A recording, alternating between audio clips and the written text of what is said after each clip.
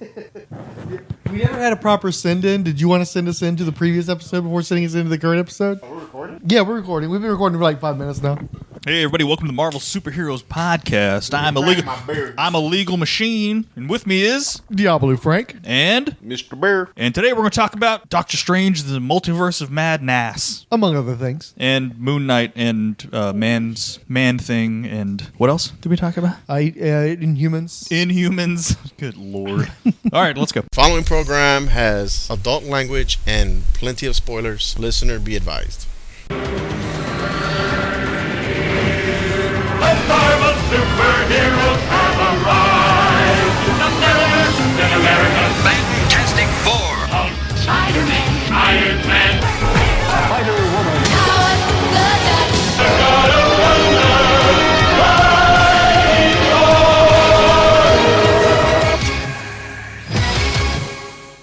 What is our experience with Man-Thing? Mac, have you ever read a Man-Thing comic book in your entire life? Or a story that even features him? Surely I have. I mean, you know who it is when I bring him up. Yeah. He's got the things hanging from his face, right?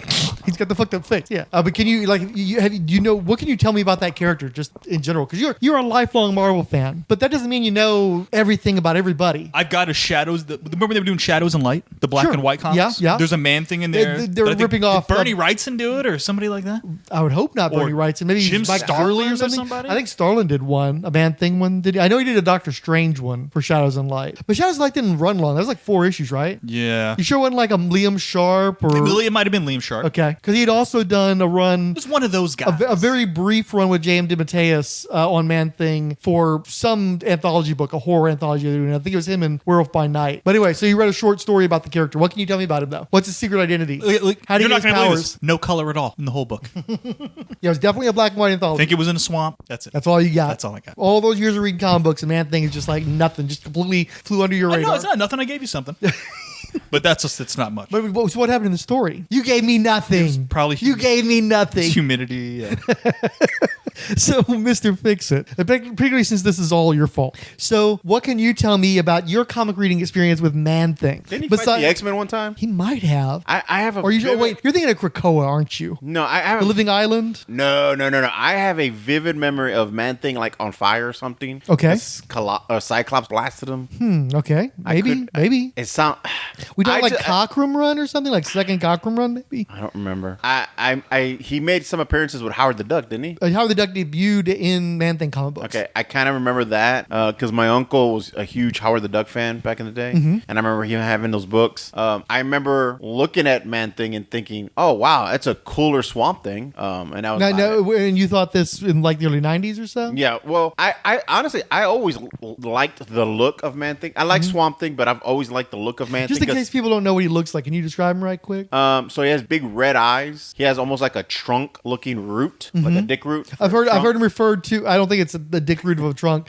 I think it's just more of a dick. He's Mr. Snuffleupagus, like Nightmare Fuel, Mr. But Snuffleupagus. he's covered in moss and green and never speaks. And I know we discussed earlier, if he touches you, you burn. Yeah, if anyone who knows fear burns at the Man-Thing's touch. That's correct. But where did you initially encounter him besides the Howard the Duck? Because I don't know if Man-Thing ever appeared in Howard the Duck, but Howard the Duck debuted in Man-Thing comics. So do you think that you had your uncle had those very early appearances? He could have. Val May Eric, I think, drew. He could have. I just remember seeing him and thinking he looked really interesting, and he would always pop up in books in the background, or he didn't speak. I always love the fact that he's kind of like almost like the Hulk, where the Hulk is rage manifested, where the Man-Thing. My understanding is he's not good, he's not bad, he's just there. Yeah, and so he just kind of floats through the universe. He's not a bad guy, but he'll hurt you. But he's not a good guy unless he likes you. So I mean, I don't know that there's a like factor really. Well, my understanding is he has like no emotion. It's almost like he's a fucking houseplant. Something like that, yeah. So Mac, But wait, doesn't he feed off of emotion though? I don't think so. Oh. Marv Wolfman and Liam Sharp did the short story for okay. Shadows and Light #2, 1998. This is all from memory. Oh yeah, you didn't just Google that It at all. just No, hit me. So Mac, I know you know the story about the creation of Man-Thing because everybody knows the story. Well, what's the story? Let's see if he's got it first. I don't remember. I know that there is a thing. Okay, so you go ahead. So from my understanding, Swamp Thing Thing and hold on. Okay, so Man Thing and Swamp Thing both came out the same year Within, I think, weeks of each other, I think, yes. and their creators both lived together. I believe that, was it Lin Wein? Yeah, they were roommates. It was the creator of, I think, was it Lin Swamp Wein? Thing. Yeah, he created Swamp Thing. Right, and then it was Marv Wolfman? Was it Marv Wolfman, or who came up with Man Thing? The creator was Man Thing was Tony Isabella? No. Goobert. No. Steve Gerber? Yes, Steve Gerber. Steve Gerber, okay. And my understanding was they were both roommates, and they both created these characters the same year, back to back. And but supposedly independent of one another. Yes. Well, the thing no one thinks that the other copped the idea from them. Well, the thing I read was that there's always a controversy of who came first and who's a copy of who. Right. Well, and also they're both technically copies, and they both almost have the exact same origin. Yeah, and they both have the surname thing. Yeah. They're both knockoffs themselves, though. You had the 1940s character, the Heap, that was, I believe, a Hillman Group character. And when Todd McFarlane bought the Eclipse properties, he got the rights to some of the Heap stuff, but that all got messed up, so I'm not sure. But the Heap does turn up in Spawn comics at some points. But I think it's technically a public domain character at this point. But they're all swamp monsters, muck monsters. And you could kind of throw in like guys like Solomon Grundy in the mix as well. But yeah, at DC, the dude is Alec Holland. At Marvel, the dude was Ted Salas. I think they're both scientists. They both run afoul of some evil group. They both get blown up after being exposed to special serum. Was he was trying to recreate Captain America's serum, wasn't he? Was it? Yeah. My understanding is he was trying to recreate... MCU fucking ran wild with that shit without ever giving acknowledgement to Man Thing, didn't they? Well, he tried to recreate it. He was being hunted by spies, so he injected himself with it so that they wouldn't get it. He destroyed his notes. He was on the run. He crashed, landed in a swamp, and the super serum that wasn't the same as Cap's mixed with the swamp created him, from my understanding. And then... So basically, the Abomination of the movies ripped his shit off. Pretty much, yeah. Yeah. You guys are talking about bullshit. Oh, yeah? That's not what Wikipedia says. It's an unimpeachable source, but if you'd like to educate us, have that. Okay. Because I do not claim any great expertise with Man Thing. It just says that it was created by Stan Lee, who came up with the name, Roy Thomas, Jerry Conway, and Gray Morrow. Okay, I could have swore it was someone else that created him. And that Steve Gerber's 39-issue run on the series is considered to be a cult classic. Well, maybe that's from... I mean, could have got that mixed up. Because I was telling Frank here, I want to go back and read that, though. Well, and I can tell you a little bit of my personal experience with... Okay, here's a quote from Roy Thomas. Sure, go for it. He says, Lee called me in. It would have been late 70s, early 71. He had a couple of sentences or so for the concept. I think it was mainly a notion of a guy working on some experimental drug or something for the government, being accosted by spies and getting fused with the swamp so that he becomes this creature. The creature itself sounds a lot like the Heap, but neither of us mentioned the character at the time. I didn't care much for the name Man Thing because we already had the Thing from the Fantastic Four. I thought it would be confusing to have another one called Man Thing. Okay. I don't know. My experience with the character... Hey, Diablo Frank, what's your experience with the character? Buying comic books from the flea market in the early 80s. I came across this one issue, I think it's Marvel Spotlight, and the characters only got together for one story. And the title for that particular issue was The Legion of Monsters. And the team consisted of Ghost Rider, Werewolf by Night, Morbius the Living Vampire, and the Man Thing. And so I believe, to my knowledge, that was my introduction to all four of those characters. Probably. Maybe not Morbius, but the rest of them, pretty confident that was the case. And the story in Legion of Monsters was that basically it was I think it was kind of a knockoff to some degree, or a variation on one of the last Stranko Nick Fury tale from Strange Tales. The one where the alien comes down and is offering people all kinds of great shit, but it turns out he's a giant insect and he couldn't be trusted, but the world ends up dying anyway. And Nick Fury's trying to stop him when he realizes that he's a bug monster, right? Well, in this case, and the guy presents himself as though he's like a Greco-Roman god, basically, but he's supposed to be an alien. Well, same basically scenario, same looking guy, but in this particular instance, the alien dude was on the level, and he did want to bring about a paradise, and he did briefly cure all the monsters of their ailments that turned them into monsters, but the monsters inside them wouldn't let them believe it, and so they end up attacking and killing the alien. They revert back to being monsters, and they all go their separate ways. And in the process of killing this alien god dude, they show all their powers, including Man Thing's causing the burning of the touch. Yeah, I would come across Man Thing here and there, like I'd read some Howard the Duck comics, and they'd reference that. His thing, like you say, he really doesn't have emotions. He just sort of like wanders around. He is a premise around which stories are based. So like you take Swamp Thing. Swamp Thing was actually like kind of a Frankensteinian creature when he first was created by Lin Wein, where he's not an intentional monster. He doesn't mean anybody harm, but because he looks scary, people freak out, and he has to deal with the consequences of everybody freaking out because nobody can just let him be, and he keeps running into people. And he got a chick or not? He got a chick. So it's kind of like Beauty and the Beast too. There's definitely an element of that, yeah. More so in the second series in the 80s. I don't. Well, when Alan Moore wrote him, right? He became more of like a part of the Green. Well, I think wasn't Abigail Arcane already created before Alan Moore came along, though? Yeah, because you got to remember they had the Lin Wein, Bernie Wrights and stuff, the classic stuff, whereas much more like of a horror, a horror adventure series, I guess you could say. More in the realm of like the Universal Monsters type stuff, a lot of muck monster versus other kind of monster stuff. But when Wein and Wrightson left the book, which was fairly early on, then they kind of went through round robin stuff. They had crap where he's like teaming up with the challenges of the known and shit. And so the book tanks fairly early on, before like the second year, I think. And then they did a revival in the early 80s with Tom Yates and I think Carrie Bates, maybe? That's the one I read. I bought that first issue, or bought the first couple. And they launched that series probably because they were going to try to ride the coattails of the Wes Craven movie, because they actually had movie covers at the same time. I remember they had an ad for the movie in the first issue. But Swamp Thing, of course, he talks. He talks very slowly, but he does talk. He definitely he's a human who's been turned into a swamp monster, where Man-Thing is more of a swamp monster that at some point was a human being, right? Mm-hmm. And really, the stories about Swamp Thing were about the Swamp Thing and the adventures he's having the whole time, always. Sometimes they got bigger and more involved and more literate, like when Alan Moore was doing it, but the stories were still about Alec Holland or the Swamp Thing, the Swamp Elemental, about the character. Where Man-Thing is a device who just sort of walks into other people's stories and is a catalyst to the stuff that happens to them. And like you said, it's Steve Gerber, so Steve Gerber's a guy who's really big on that kind of EC irony and also likes to do philosophical stuff and kind of get meta with it sometimes. And so Man-Thing was more of a weird book and more of a plot-driven book and more single-issue story-driven, right? But I always thought he looked kind of goofy, and he never got drawn by Bernie Wrightson, and I was never as into Mike Klug as I was Bernie Wrightson. So he's just not my kind of guy, and I've never felt a real desire to read his stuff. But people like his stuff, and they even did a Power record, I think. Power Records presents Man-Thing in Night of the Laughing Dead.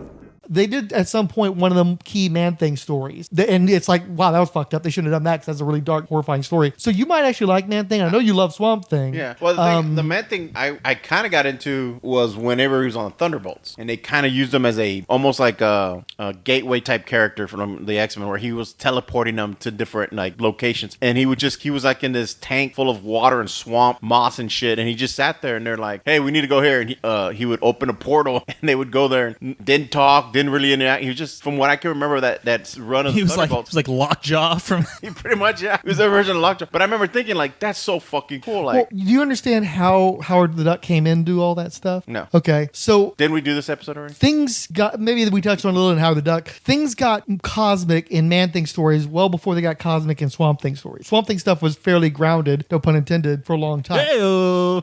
Man-Thing became, I think it's called the Defender of the Nexus of Realities. Oh, yeah. So basically his swamp was this place where people from all sorts of different dimensions came in. And at one point they had a protracted adventure where they had like a barbarian character and like a sorceress character who's popped up and stuff over the years. Jennifer something, the blonde haired lady? No, nobody else. Well, one of the guys I ran into was Howard the Duck. And this character was supposed to just kind of, be a goof. And they got some negative response from Disney. And so they just sort of like had him fall off of a ledge in the multiverse or the Nexus of Realities with the intention of like not doing anything with that character again. But then the fans were like, we love that guy. We want to see more Howard the Duck. And so they brought him back, but eventually they had trouble with Disney and they had to tweak the character to make him less like Daffy Duck, so they didn't have any trouble with Disney. Well, now that Disney owns both, now they can have them. Thank you. So thank you for saying that. You're not saying that a problem with Disney isn't like as Disney owned Marvel and had a problem with Howard the Duck. You're saying Disney owns Donald Duck, Marvel had Howard the Duck, and they were getting mad. This is decades Okay, before. Thank you. Yeah, sorry, I should have been clear on that. So it's funny because he was just talking Thunderbolts, right? So I was like, is this something that happened? Right. So this is the stuff from back in the 70s. Okay, from when Howard the Duck literally first Howard the Duck appeared. was introduced to be a Man-Thing character. Yeah. And of course, obligatory joke, giant-sized Man-Thing. Haha. Moving on. So having established that and establishing that there is a weird sort of tie-in to Man-Thing and the whole Marvel Multiverse thing that we're going through in Phase 4, Mr. Fix-It decided he was going to up and watch the 2005 motion picture. Yep.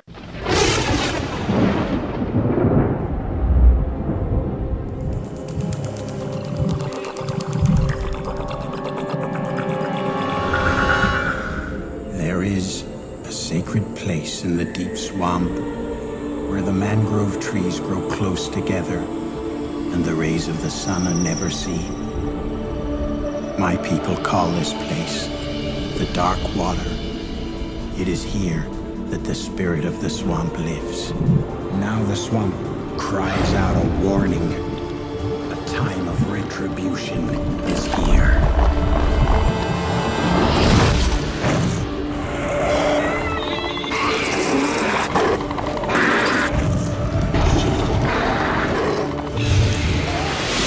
I'm Kyle Williams, the new sheriff. What brings you here? Oh my God. That's a lot of missing persons for a small town. We know nothing of their power. It is full of magic, both light and dark. You really believe in all this? Our most powerful guardian spirit lives in the dark water. What the hell happened to you? Go home, or you will die.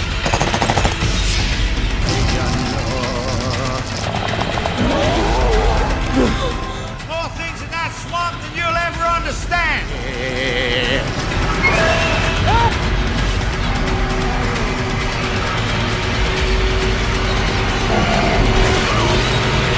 Get down!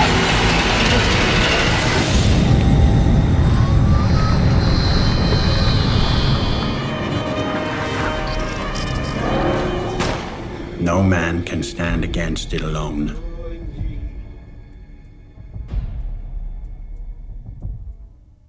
Now, what do you know about the production of that movie? Well, hold on. So I was watching some stupid video that said, make sure to watch all the horror movies that are going to be in Doctor Strange. Or might be reflected in yeah. And I'm sitting there, I'm thinking horror movies. The only one I knew of was Blade. And I'm like, okay, Blade. And I forgot that Man-Thing was a Marvel property that they made a movie. So I'm sitting there, I'm like, I wonder where I could watch it. And some guy following YouTube just loves throwing weird shit up there. Had the movie up there. Oh, no shit. Under a weird title. It wasn't Man-Thing. It was like, Love That Thing or some weird title like that. So I'm like, fuck it, I'm going to watch it. Just for the record, it's also free on Tubi. Oh, is it? With a bunch of Washington Mutual, not Washington Mutual. What is it? Liberty Mutual.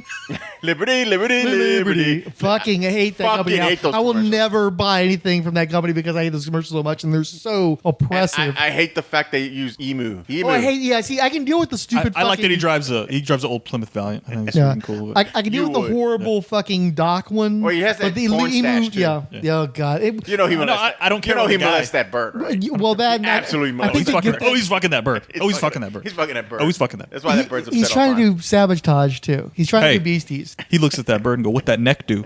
Go. Hey, what that neck? I'm gonna hit some feather. Maybe he's like a John Holmes motherfucker and needs all that neck. That I mean, that was the joke. You know, what were we talking about? I have no idea. It was Hey, some you weird- could've watched it was on- some fucking weird, real fast. Let's get it back on topic and talk about man things. Okay, so We weren't talking about that thing. with the dick root. With the dick root. Point being is you could have stayed off the dark web and just watched it on fucking Tubi. Anyway, I watched it on This was on Tubi. YouTube. It was not fucking the dark web. I mean, it's not like I'm just teasing. So anyway, I start watching the movie. Production wise, it's horrible. I don't think it's that bad. No, hold on. Acting is fucking god awful. But when he shows up, pretty fucking cool. I like Man. I thought he looked pretty fucking cool. It was pretty gruesome too for a movie. It was definitely. I mean, it was It was all definitely horror. Like, Well, and there's a lot of impalements. But You saw them titties too, right? well, Did you get some kind of you have fucked to up remember, edited version? I kind of had this in the background, so I would You, stop. you saw her she things in Man Thing? Yeah, I guess I don't. The, remember. the whole movie starts full on Friday the 13th. Oh yeah, early with 80s bullshit. they're making out, and the blood, that chicken splattered in mud, and the one that goes or blood, In blood, yeah. and she goes Her- all fucking yeah. nuts. She like loses her Now mind. that's the only titties you get in the movie, except for I mean you get some guy tits, but you know what I mean. But yeah, they were definitely letting you know this is an R-rated movie right up front. Yeah. What year was this? 2005. Yeah. Really? Yep. And I remember hearing about it on Sci-Fi Channel. Well, it ended up being a sci-fi premiere motion picture in the United You States. think they show titties? They might have. You can show titties on basic cable. In 2005? Yes, you can. You can. It's just that you have to put all kinds of special precautions and shit. They cut it then. Yeah. Maybe they were doing, because I don't even know if they were doing the air it after. Nah, maybe they were, at least for Like after language. midnight? Remember language after midnight on like Adult Swim? Got a little Yeah. salty after midnight, yeah. But I don't know if they were showing them torts. Straight up titties? I You don't could probably blur them. You know, I mean, I'm sure they showed all the gore essentially. The gore, probably. All right, go. Anyway, Keep going. So I watched the film. Keep it moving. I kept thinking, well, it'll be pretty awesome in Doctor Strange if Man-Thing pops up. That'd be kind of neat because he already popped up in Ragnarok. So I was like, I kind of want to. Man-Thing was in Ragnarok? Yeah. Remember whenever they're going to the stadium and they have the statues of the different faces? Yeah, with Better Ray Bill. Yep. Yeah, I remember sitting, I was like, oh, Man-Thing, that's cool. I don't know why I'm a Man-Thing fan because I don't. I don't know if you are a Man-Thing. I think you're Man-Thing curious. You know what? That actually describes it like a man. You're into Man Thing without like, you know, Really, you're on the really Man getting Thing into- periphery but you're down to it. You're down to Man Thing if it were to come up. If the opportunity arose, you wouldn't say no.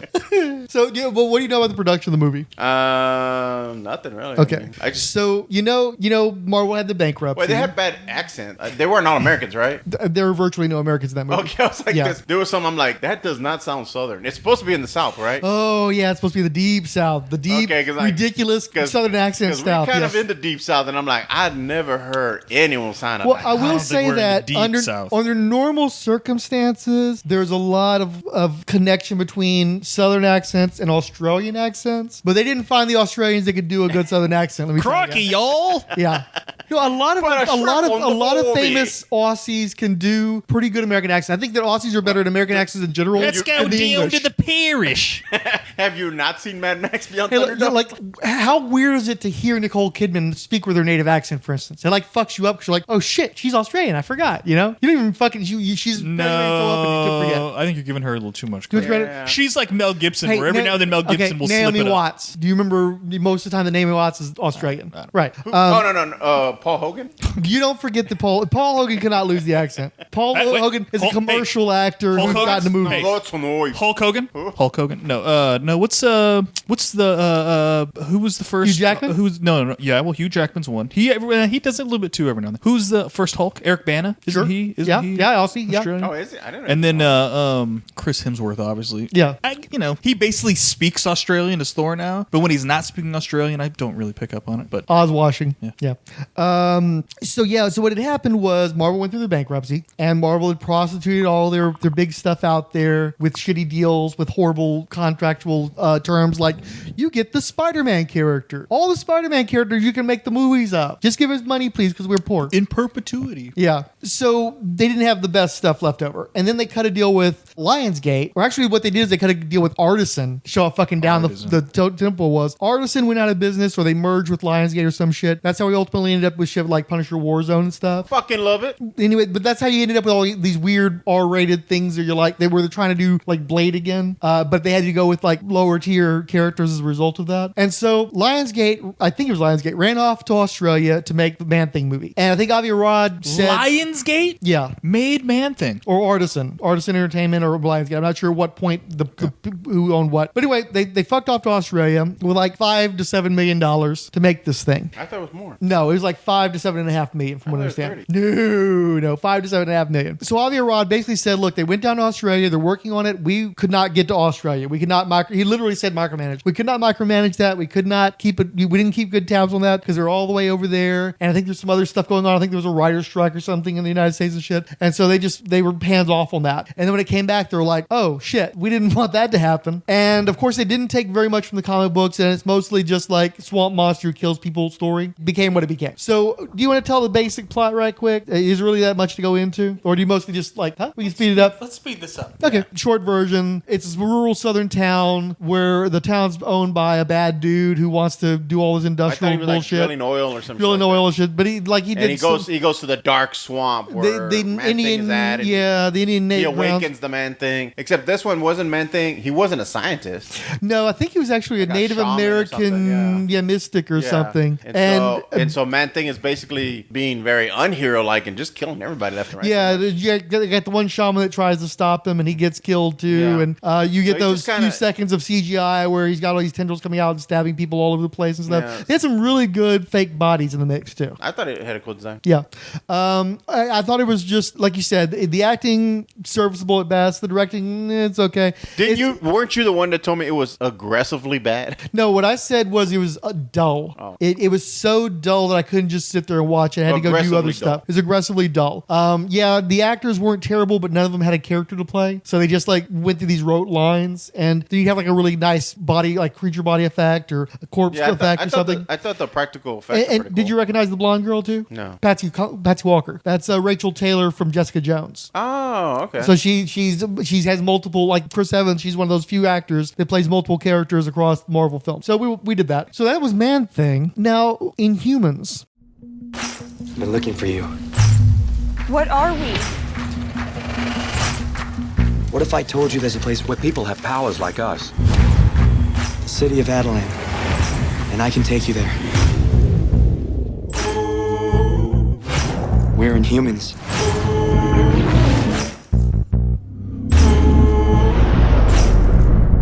Maybe foolish, maybe I'm blind, thinking I can see through this, see what's behind. Brother, sooner or later the humans are going to find us. Got no way to prove it, so maybe I'm lying. Their first course of action will be to try to destroy us. Run! I'm only human after all. We need to go to Earth now. We need to strike first. It would only lead to war. Are you speaking for yourself or for our king? You should have known this day was coming.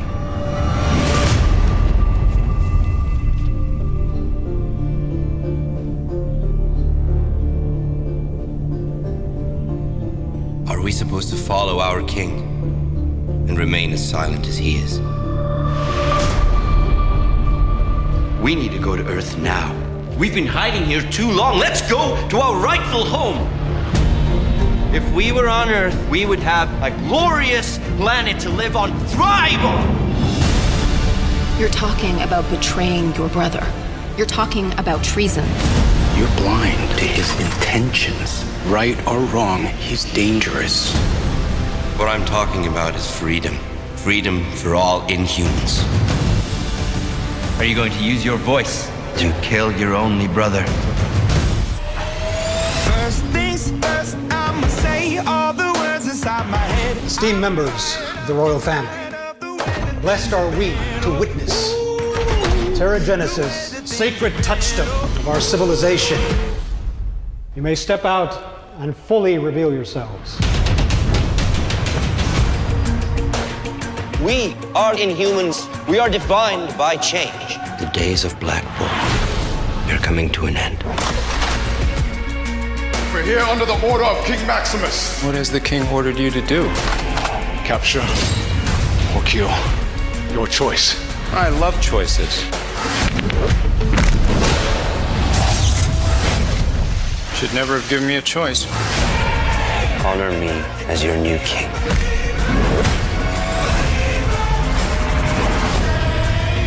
You must escape now. Black Bolt, something's happening. We have to get to Earth. Stop it!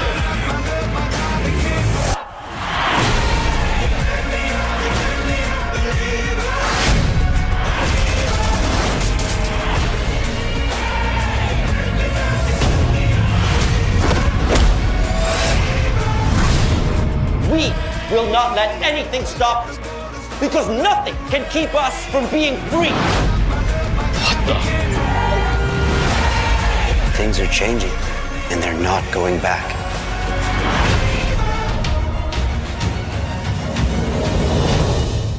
Do we have any experience with the Inhumans? Now, Mac, I read the Jay Lee series. you read the Marvel Knights stuff. I read that as well. I remember having some of the old, like, 60s shit. Because I always thought Lockjaw was... Well, Neil Adams did that for a little bit. Did you have any of the Neil Adams Amazing Adventures stuff? Or are you more like the Jack Kirby stuff? Neil Adams stuff. I just remember seeing Lockjaw and thinking, why do they have a giant dog with a wishbone on his head? Right. And that was it. Yeah, and then Crystal and Lockjaw were in a lot of that. Well, I do remember Crystal popping up in the Fantastic Four stuff. Fantastic Four stuff, all the Bomber Jacket Avengers stuff. Yeah. I don't remember Lockjaw so much, but definitely Crystal and Lockjaw was Cersei. there. And what was the name of the cousin with the goat feet? That was Gorgon. Gorgon. I remember thinking he was kind of Shout out Gorgon. Karnak. Shout out Karnak. Yeah.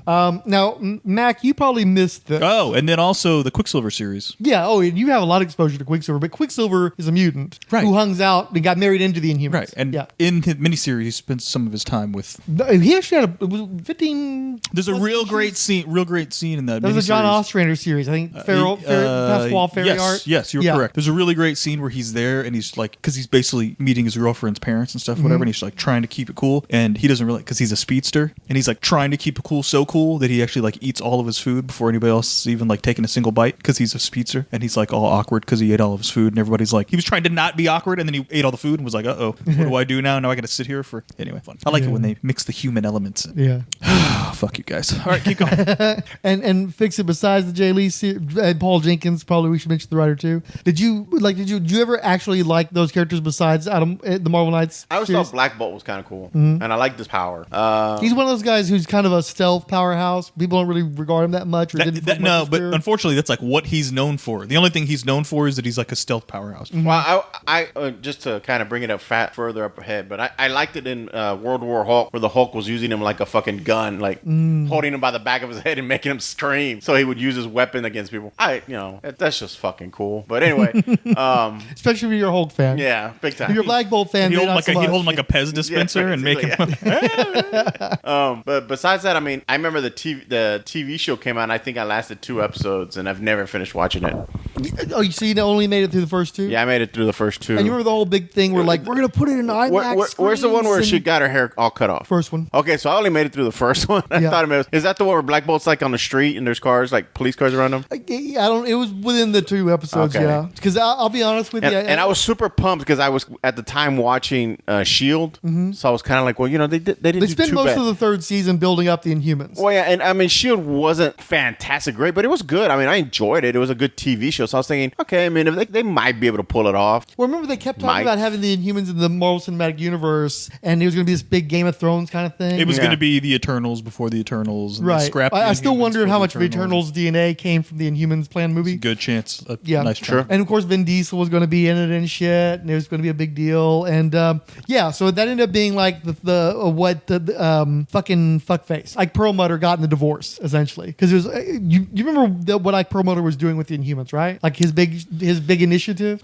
Weren't they going to basically be the new X-Men / Fantastic Four since they didn't have the rights to them? But, they got the rights and didn't need these fucking characters. Exactly. But they kept trying to make it happen for like 10 years. It was one Inhuman series after another, throwing all kinds of big names at them. And the characters were just like reverse Teflon, and it's like all the shit stuck to them. They could never fucking get any traction with the fans. And then once Marvel had the rights to the X-Men back, I think they literally killed the fucking asses, or at least they did a miniseries like Death of the Inhumans. They killed Ike Perlmutter? These guys for a while. Let's just be honest, man. They're probably hiding in Atlanta again, somewhere in some fucking corner of the world. They're like in a bubble. Well, I mean, just as an example, they've got the Miss Marvel series coming up, and she got drugged into that shit. She's supposed to be an Inhuman too, and the new series is not going to reference her being an Inhuman. Good. Yeah. So it's like that's how little anybody wants anything to do with these guys. I did finish the series, and I thought that it was okay. It was one of those deals where I would put it on while I was doing shit like washing dishes, and I didn't give it my full attention most of the time, and I could tell it was bad, but it was bad in sort of an entertaining way. It was kind of cute. Did think that Anson Mount was terrible, and I kind of hate Anson Mount in most everything. Who's that? He's the guy who played Black Bolt. Okay. He was in Hell on Wheels, the series that they tried to get put on after Walking Dead. Yeah, about the Western I series. kind of remember a little bit of and that. I didn't mind him so much when he had like a beard and he was running around being a cowboy and shit. But like almost everything else I've seen him in, he just has he's got a permanent midnight blue going. Is that what they call it? Midnight Steel from Zoolander? But Blue Steel? Blue Steel, yeah. He just like walks around and tries to give people blue steel. Permanent and he looks like Zoolander to me. He's, as Joey would call it in Friends, the smell the fart face. Yes, he's constant smell the fart face. The Days of Our Lives. Yeah. And since he never actually speaks because he's Black Bolt, all he does is walk around and give that stupid fucking face. I couldn't stand that motherfucker. And also, why you got to be a Black Bolt? I thought Surrender Swan. Was that a race bait? Yeah. All right, calm down, Tucker. Surrender Swan, I thought was okay as Medusa, but the hair looked ridiculous because they didn't have any fucking money in the budget. Triton, they got that poor guy on screen for like 5 minutes total. Shout out Triton, we forgot about him. Yep. Yeah, the guy's just in fucking green textureless paint, and they kill him off in the first 5 minutes. I think they bring him back. They had him in the It's Always Sunny Green Man suit with like some Green Man some flippers on. Yeah, the dude they got to play Gorgon was okay, but they were playing him for kind of as the Joey of the group essentially. And then the dude they got to play Karnak, who was also one of the mutants in X-Men: The Last Stand, the Asian dude. I thought he was pretty good, but they did that stupid shit where they know they don't have the budget to do this shit. So like in the first episode, everybody loses their powers, and they're all stuck in different parts of Hawaii because they made it be like, we're filming in Hawaii, and they blew like their whole budget. So everybody's separated in the jungle somewhere, struggling to deal with the loss of powers and fucking helping like drug dealers and stuff, and running from cops. What? All this fucking bullshit. Yeah. It turns into fucking Hawaii 5-0. Yeah. Magnum PI. It's absolutely 70s Incredible Hulk, where somehow they managed to make it to where David Banner is running around without being the Hulk for 55 minutes of the damn episode. It's just that we're bringing this up because we never discussed Inhumans, and curiously, it'll be irrelevant before too much longer. Mm-hmm. But we got one more thing to do before we talk about the big one, Moon Knight. Fucking loved it. Before you get there, though. Hello, and welcome to Staying Awake. I have a sleeping disorder. I can't tell the difference between my waking life and dreams. Hello, and welcome to Staying Awake.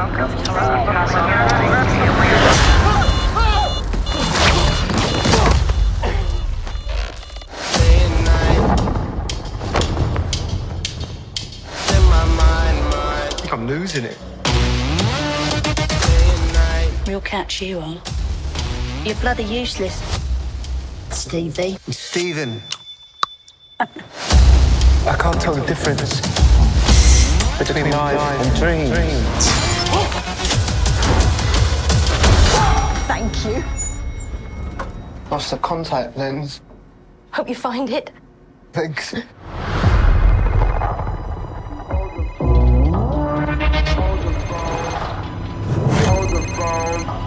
Now hold the phone. Yeah. Oh my God, you're alive. What's wrong with you, Mark? Why did you call me Mark? It must be very difficult. The voice in your head. Shut up! There's chaos in you.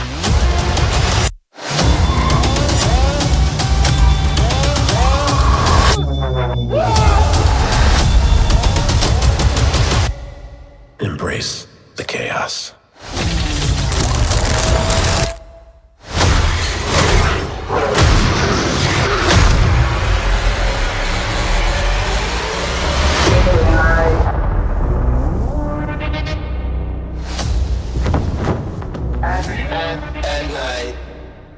Mac, any experiences with Moon Knight? Did you watch in the comics? No, I would else? say I have less Moon Knight experience than I have Inhumans? Man-Thing experience. Oh shit, really? Distant third to. But he was in the. What he in West Coast Avengers for a while there? He might have been, but I didn't read any of that shit. You'd read the West Coast, but you're East Coast only. No, I've read West Coast Avengers, but it was not anything with Moon Knight. But he was in like the fucking Steve Englehart run, yeah. When Al Milgrom was doing. I told you I don't fucking know, dude. Wasn't he Why are one you of the pressuring faces, me? What he on one of the faces on that cool issue of Avengers where they give you the boxes to vote Could've for who's going to be in? Didn't do anything for you. No, nothing at all. Do you even know the guy's name?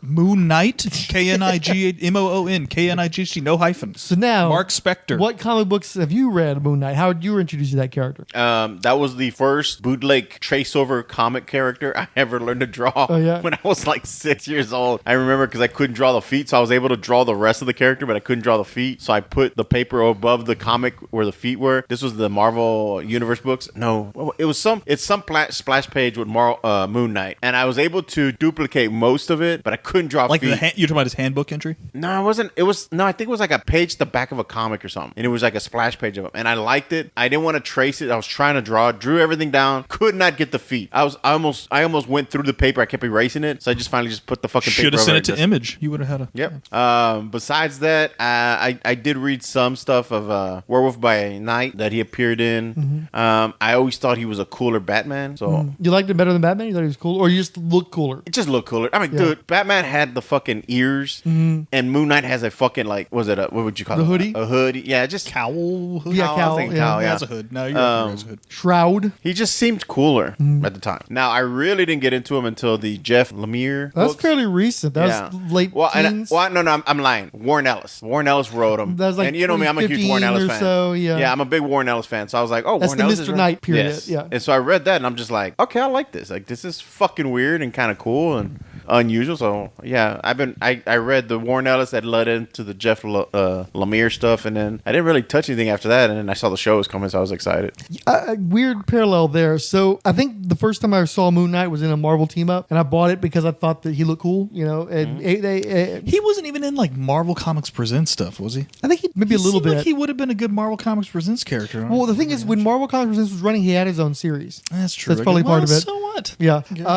So for me, I would see him here and there in the Marvel Universe. I used to pick up West Coast Avengers. That's why I was like, you don't know that one? Or I think at that, yeah, it was West Coast Avengers. Because when they were doing the whole thing where they were traveling through time and Hawkeye and Mockingbird were in the Old West fighting Ghost Rider and all that, and Hank Pym was going to kill himself and he was stopped by Flamebird and all this kind of shit. Well, Moon Knight got involved with that, and because he's the Fist of Khonshu, I think he had a parallel in that time period or some shit like that, so he was able to help them through time and stuff. And then in the late 80s, my friend got this big grocery sack full of comics that I reference often in Comic Reader Resume, and he had a good chunk of a run of Moon Knight. The book only ran 36 issues, and he had a good chunk of the run. So being a terrible friend, I borrowed the books from him, didn't want to give them back, and then I instead had my friend pick out a bunch of other comic books that I had. I was like, just please leave the Moon Knight. So one of the reasons why I felt that way is because in that time period, I was taking Moon Knight to school with me because I just basically was fucking off the entirety of 6th grade and just like doing drawings in the backs of rooms and shit. And so several other juvenile delinquents also joined me in this shit. And for some reason, we all had a tendency to draw Moon Knight. Oh shit, really? Yeah. In particular, one of them was an attempt to replicate the cover of the Mark Spector Moon Knight series that launched in '89, where he had, I think it was Kevin Nolan inks, and that's the part you remember, but it was a Carl Potts layout, and then Sal Velluto had done the pencils, but then Kevin Nolan just absorbed that shit, right? And it was just cool because he was so violent. I think that was the hallmark of the character, is that especially like when Bill Sienkiewicz started the series, he was doing his Neil Adams thing, and he was an okay Neil Adams clone, but he was never anywhere near as good as Neil Adams. And I knew Neil Adams on like Batman Power Records and shit. You know, nobody was touching Neil Adams. But about a year into the series, his stuff started getting sketchier, and then going into the second year, he started getting really abstract and started to become Bill Sienkiewicz. And it was toward the end of the run when he was doing stuff like the Werewolf by Night revival, where he turned him from the Wolfman Lon Chaney into the Howling Werewolves. Then he moved on to New Mutants, and that's where he got his big fame when he did all the avant-garde art school shit on that book and Demon Bear and stuff. But Doug Minch is a weird writer, but he's never been Steve Gerber weird. He's just a little more macabre. And so for most of the run of Moon Knight, I always wanted him to be like supernatural Batman. I mean, he gets to start fighting Werewolf by Night, so you think he'd be fighting all kinds of monsters and stuff, and that would help to define him as something different from Batman. But really, he mostly was more like the 70s Spider-Man TV show, where he's all fantastic looking. He keeps fighting these dudes with like hatchets and revolvers and shit. But there was usually some macabre twist. Like one of the ones I remember the best is in the first year, the entire town's water supply gets poisoned, and everybody goes insane, starts trying to kill each other. There's a really like the Crazies. It is basically the Crazies. And one of the big differences between Batman and Moon Knight was he had this girlfriend, Marlene, and she, same origin story as Layla in the TV show. She's the daughter of an archaeologist. The archaeologist is killed in a raid by Bushman, but she ends up becoming the lover of one of the mercenaries, Mark Spector, and she helps him on his adventures as he continues to do his adventuring stuff. And she goes nuts and she stabs him, and she's got this fucking crazy ass face and shit, and he has to like subdue her and stuff, but he's also been exposed to the water, so they're both kind of crazy, trying to like deal with being psychos, and he's seeing like aliens from outer space attacking him with ray guns and shit, just all kinds of wackadoo shit. And he dealt with a lot of serial killers, and his stuff was always a little gorier than Batman stuff. So like I said, just more macabre, but not really supernatural. He never really went that far out except for Werewolf by Night. But if you go back and you read the very original stories, it's interesting because he's created to be a villain for Werewolf, and he's a mercenary. So basically he's just like a thug who like killed all these people and uses guns and stuff. And this group called the Committee wants to use Werewolf by Night to scare people into consumerism because they're like uber capitalists, and they realize that putting the fear of people into people makes them buy shit. And so that's what they want him to capture Werewolf by Night for. So they give him all this stuff to become Moon Knight, and he goes and he kidnaps the sister of Werewolf by Night and is keeping her captive, and they manage to capture the werewolf, and then he has this change of heart, and they fight the Committee together, and he keeps fighting the Committee over and over again throughout his own solo adventures. Because they realized there was something special in this guy, that's why they gave him that little redemption arc. It's like they're working on him to be this shitty throwaway villain. He was going to be called Moonblood, if I recall correctly. But there were a bunch of guys named Blood in that time period, and the editorials like no more Blood characters. So he eventually becomes Knight because they thought he was cute, Moon Knight at night. And because the fans respond to him, and one editor in particular, I think it was Ralph Macchio, kept wanting to use him and shit. So he had a run in the Hulk magazine, the color magazine that was coming out in the late 70s. He did some like Marvel spotlights, and he did some team ups and shit like that. And then eventually he got on the schedule for his own series, but it never sold that great. And so Moon Knight was an example of Marvel trying to see if the direct market was a supporter title. So they took it out of the newsstand. They made it a direct market only. They kind of upgraded a little bit. Like I think they have a higher page count and a higher price on it, but it just didn't work out that great. And also, I think specifically Jim Shooter pissed off Doug Minch, and so Minch quit and just started doing Batman instead. And they pulled Sienkiewicz to do New Mutants. So before long, they didn't have anybody from the original series still on the damn thing, and it just was sort of to lose its way. And they wanted to try to relaunch it on the newsstand. They got a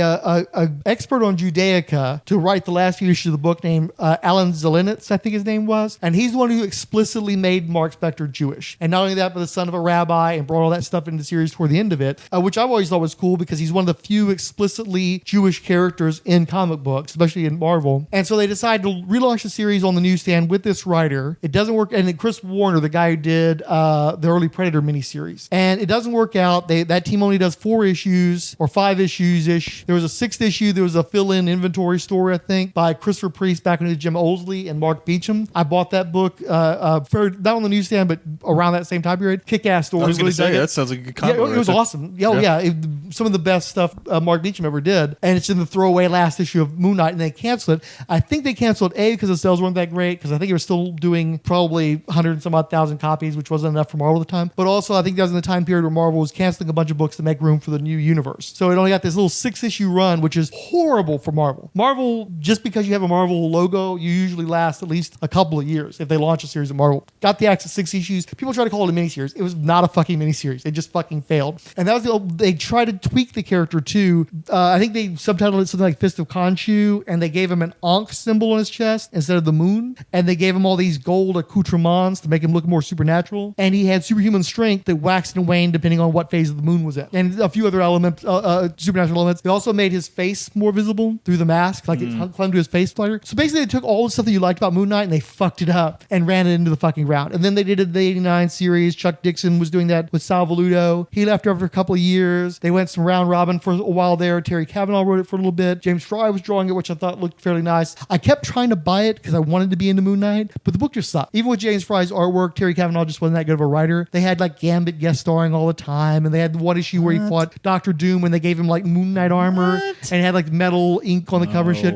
So the big coup de grace when it came to Moon Knight, once again defined by the artwork, Stephen Platt starts his career on the last few issues of Moon Knight. He doesn't really do that many. He only does a couple of issues with some shitty inkers that really, like the covers look great and the interiors were kind of Then they had a couple issues where they had fill-ins and he only did the covers. Then he did one issue that was like an Infinity War tie-in where he got to draw like the entire Marvel Universe for a few pages, and he inked himself and it was like, woo! And then he couldn't do it again for another 2 issues, and then he did the final 2 issues and they canceled the series with the death of Mark Spector. So that's like the by the time they got to that point, I was done with Moon Knight and I was done with Marvel. But I have tried to be into Moon Knight a bunch of times over the years. I do have an affection for him because we drew that character so many times that he became a rip-off character of Moon Knight. It was like the first comic book character I created with a group of people, and still kind of lives in my heart and my mind, even though nobody else knows this thing exists. But I've still got the artwork from grade school or junior high that reflects the creation of his character. So I had a lot of affection for Moon Knight going in, but the truth is I didn't read a ton of stories because they looked cool. They were really violent, but they didn't really read that great, and the character was kind of weird. And like all the multiple personality stuff, they don't really do that until like the aughts, like the 2000s or later. He had the Jake Lockley identity, the Stephen Grant identity, Mark Spector, and Moon Knight, but they were just put-ons like Matches Malone. He wasn't like, there was some talk about him being a little too method and like the people bleeding into his real life, but there was just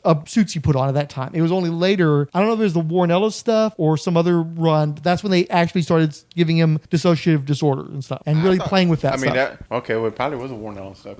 Well, Bendis had a run on it too, and I don't know if that was before or after, but Bendis definitely played with that stuff. But for some reason, his alternates included like he thought he was Wolverine and Spider-Man and shit. Nobody liked it. That shit got canceled inside of a year, so it was a terrible idea. So now we can talk about the TV show, though. Fucking fantastic. But I'm a Marvel fanboy, so I'm gonna like it no matter what. What did y'all think? I love you had this incredible realization about yourself. You like pause and go like, fuck, I'm a Marvel fanboy. I'm gonna like it no matter what. What do you guys think about it? Okay, so I stalled as long as possible to watch Moon Knight. I just was not into it. I think Moon Knight's cool. I think the imagery with Moon Knight's badass. I think he's always looked cool in comic books. I've never felt like reading anything of his. He's never appeared in anything except for apparently West Coast Avengers for 300 issues the way you're making it sound. And I don't know how I missed it. I just have never come across this motherfucker. So, and I just not heard great things when the first couple episodes came out, that it was kind of slow. And I was like, well, if we're going to watch it, let's just binge it. Because I'm hearing that, I'm afraid we were going to watch a couple episodes and nothing was going to happen. And then we were just going to never get back to it. But instead, it was kind of the opposite. We just never got around to actually binging it until you guys had all said you'd finished it and wanted to talk about it. And I'm like, you know what? That's the excuse. Let's just watch it. So we watched it Wednesday and Thursday. We did 3 episodes, and knocked it out. And do we want to do a quick synopsis, or are we just going to talk about the However show? you guys Do we wanna even need approach to it. do a synopsis? Do we need to do a synopsis? think This is already pretty. If this is all going to be one podcast, it's pretty long. Yeah. It's pretty long. Okay.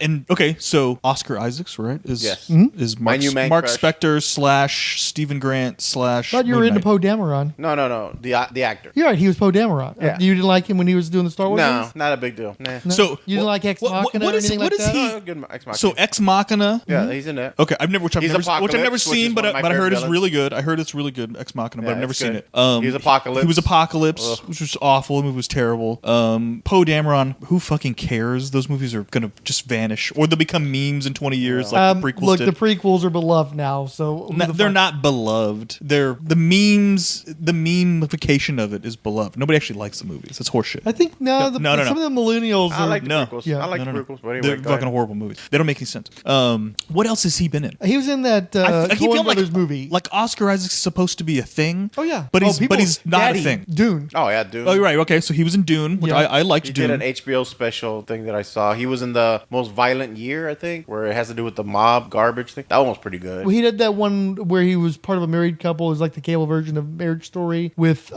what's her face? What's her name? He's done the a lot redhead. of shit, dude. He's been a lot of That's what I'm saying. For him to be like, I hear He's a people movie star. speak of He's not- Oscar yeah. Isaacs like he's a full-on movie star, but he also seems to take fucking every role anybody can give him, which goes against the you're a real movie star kind of a thing, because if you were actually the shit, you would not do every fucking role you get offered. He seems to do every fucking role he's offered. So that was another thing. He's kind of like, who's the dude that plays Venom? Oh yeah, Tom Hardy. Tom Hardy. People were trying to tell me Tom Hardy's worth a shit, but everything I see him in, I'm like, this guy's fucking horrible. This guy sucks. This guy's barely. Well, you love Mad Max. Yeah, I love Mad Max, but not because of Tom Hardy. Well, Yeah. he didn't really speak in the movie. He either. gets You know what I mean? Like, so I have a vibe. Right. Exactly. Yeah. So I have that vibe from Oscar Isaacs. Like, people, I'm like, why is he playing like a fourth-rate character in a Star Wars movie if he's Oscar Isaacs? And I'm like, and he doesn't do shit in these movies. You know what I mean? And then he's Apocalypse in Age of Apocalypse. They cover him with a bunch of makeup, and he's terrible. And he's a foot shorter than everybody else on the thing. He's got platform shoes on, and I'm just like, I feel like I'm supposed to like Oscar Isaacs, but I just keep not. I mean, look, and in Dune, he's pretty good in Dune, but he's not what makes the gears turn in Dune either. So I think that might have been another reservation I had. Well, like, and also he was daddy, and then all the girls loved Timothy Chalamet. So there was a lot of fucking wet seats. With Is that regard to it? Is Dune. that it too? Yeah. Okay, so I don't know about that. But so I think that's another thing too, where I'm like, and honestly, I think Tom Hardy's one of the reasons why I can't get myself to come around to watching Venom is because it's just. But I do want to cover Venom this year. Well, that's fine. Yeah. But I just can't. It's just the extra little straw that's breaking the camel's back. Where I'm just like, man, if it was like a no-name guy was playing Moon Knight, I might have got built up the courage to watch it sooner. But the fact that I kind of heard some mad things about it, and then as much as I want to like Oscar Isaacs, I just can't. I can't think of the role. He's a thing, but I don't see that he's Right. a thing. Yeah. So we started watching it, and honestly, like, I don't get the complaints that the first couple of episodes were boring or slow. I thought that it was pretty intriguing even from the first episode, and pulled me in quite a bit, to where it actually made the 6-episode binge over 2 days pretty easy. I thought it was very watchable. I thought 6 episodes was just fine. Maybe you could have made it 5 instead of 6. I would have gone 7, actually. I don't know if it needed 7, but I think 5 or 6 excellent length. Other than and the episodes were only 45 to 50 minutes each. I think the bookends were only like 45 minutes, so they didn't do like 59 or 61 minute episodes. So I thought the pacing was pretty good. It went pretty fast. I kind of liked all the characters. I even liked Ethan Hawke kind of, which was another. You don't like Ethan Hawke in general? you. It was another like. Ethan Hawke's a goddamn treasure. Okay, well then somebody needs to bury him. Ethan Hawke's Ethan Dude, Hawke. he's having a fucking renaissance right now. I keep thinking. I keep talking to thinking he's Makita. I keep thinking he's Sugar Ray, and I'm like, why is Sugar Ray acting in movies? I don't. You think he's Mark McGrath? Mark McGrath. They're like the same fucking guy from the same era. You know what I mean? Okay. So not really, but okay. Yeah. So, but yeah. Anyway, so he's playing Kane from Kung Fu, or whatever, in the movie, or in the show. So, lots of reasons for me to not watch it, and I kind of ended up liking like all of it, like almost all of it. Even the special effects, I thought, were not like Loki level, which was fucking like a actual Marvel movie, if not better than some of the Marvel, like better than Shang-Chi, the special effects in Loki. But I think like it was like really good. And it was kind of spooky sometimes, especially in the first couple episodes where Khonshu was showing up. Yeah. It was like kind of spooky. And you were kind of trying to figure out what the hell was wrong with this guy. And I, having not read a lot of Moon Knight, the last couple episodes where he's in the asylum figuring out how he compartmentalized Stephen Grant into his life, I would absolutely, and I even thought it was about to go dumb with the hippo. Like I thought, I was like, okay, this is they're about to jump their own shark and go too meta with it. No, that next episode was It's fucking creepy when she talked to the corpses. Yeah, yes, yeah. Right.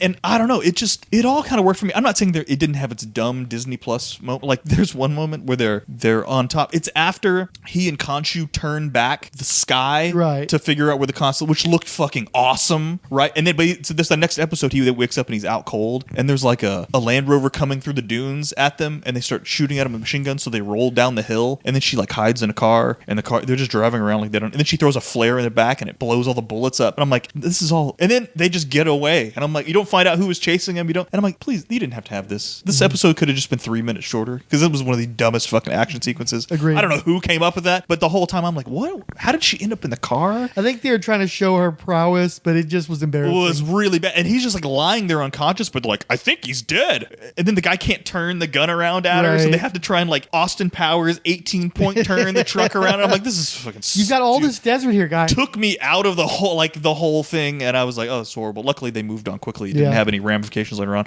but other than a couple scenes like that, they were just super fucking stupid. I was down with the Scales of Liberty cult. Yeah, that was pretty cool. I like the tattoos. The tattoos. I was kind of down with. I thought the chase scene when they're leaving wherever the cult was, and they're going down those switchbacks in Switzerland or wherever it was. I thought that was really good. I don't know, I was just really surprised. I really enjoyed the show. I'm down for a season 2. I'm looking forward to a season 2. And it really ended up being one of my, he's probably top 3 Marvel Disney Plus shows to this point. It's still not as good as Loki. When I put it ahead of, I think I had Hawkeye at number 2. I think I might have liked it better than Hawkeye, which pushes Winter Soldier to 4, or Falcon and Winter Soldier to 4, which kind of doesn't seem right, because I thought it was definitely better than the 4th best show, because WandaVision people is further really back. Slag on Falcon and the Winter Soldier. It just ended so bad. I think it's just a much better show than it's given credit for. But yeah, apparently, I'm not enthused about that guy being Captain America. I don't like that actor, so it's a problem for me. But all the beginning part of Falcon and the Winter Soldier was so good, and then U.S. Agent when he snaps in public and go. I mean, this is great stuff, but it ended so bad and so cornball. When the series ends and people are more excited for U.S. Agent than Captain America, it's not good. Racism might be an issue, but part of it is that guy sucks. He sucks, and it was really hokey ending, and it was not good. People shouldn't be more excited about his sister hooking up with the Winter Soldier than they are for New Captain America. That's the problem. Yeah. And I think everybody kind of likes Sebastian Stan and Winter Soldier too, and it's like, wait, why are we putting him on the back burner for Mackie? Are you kidding me?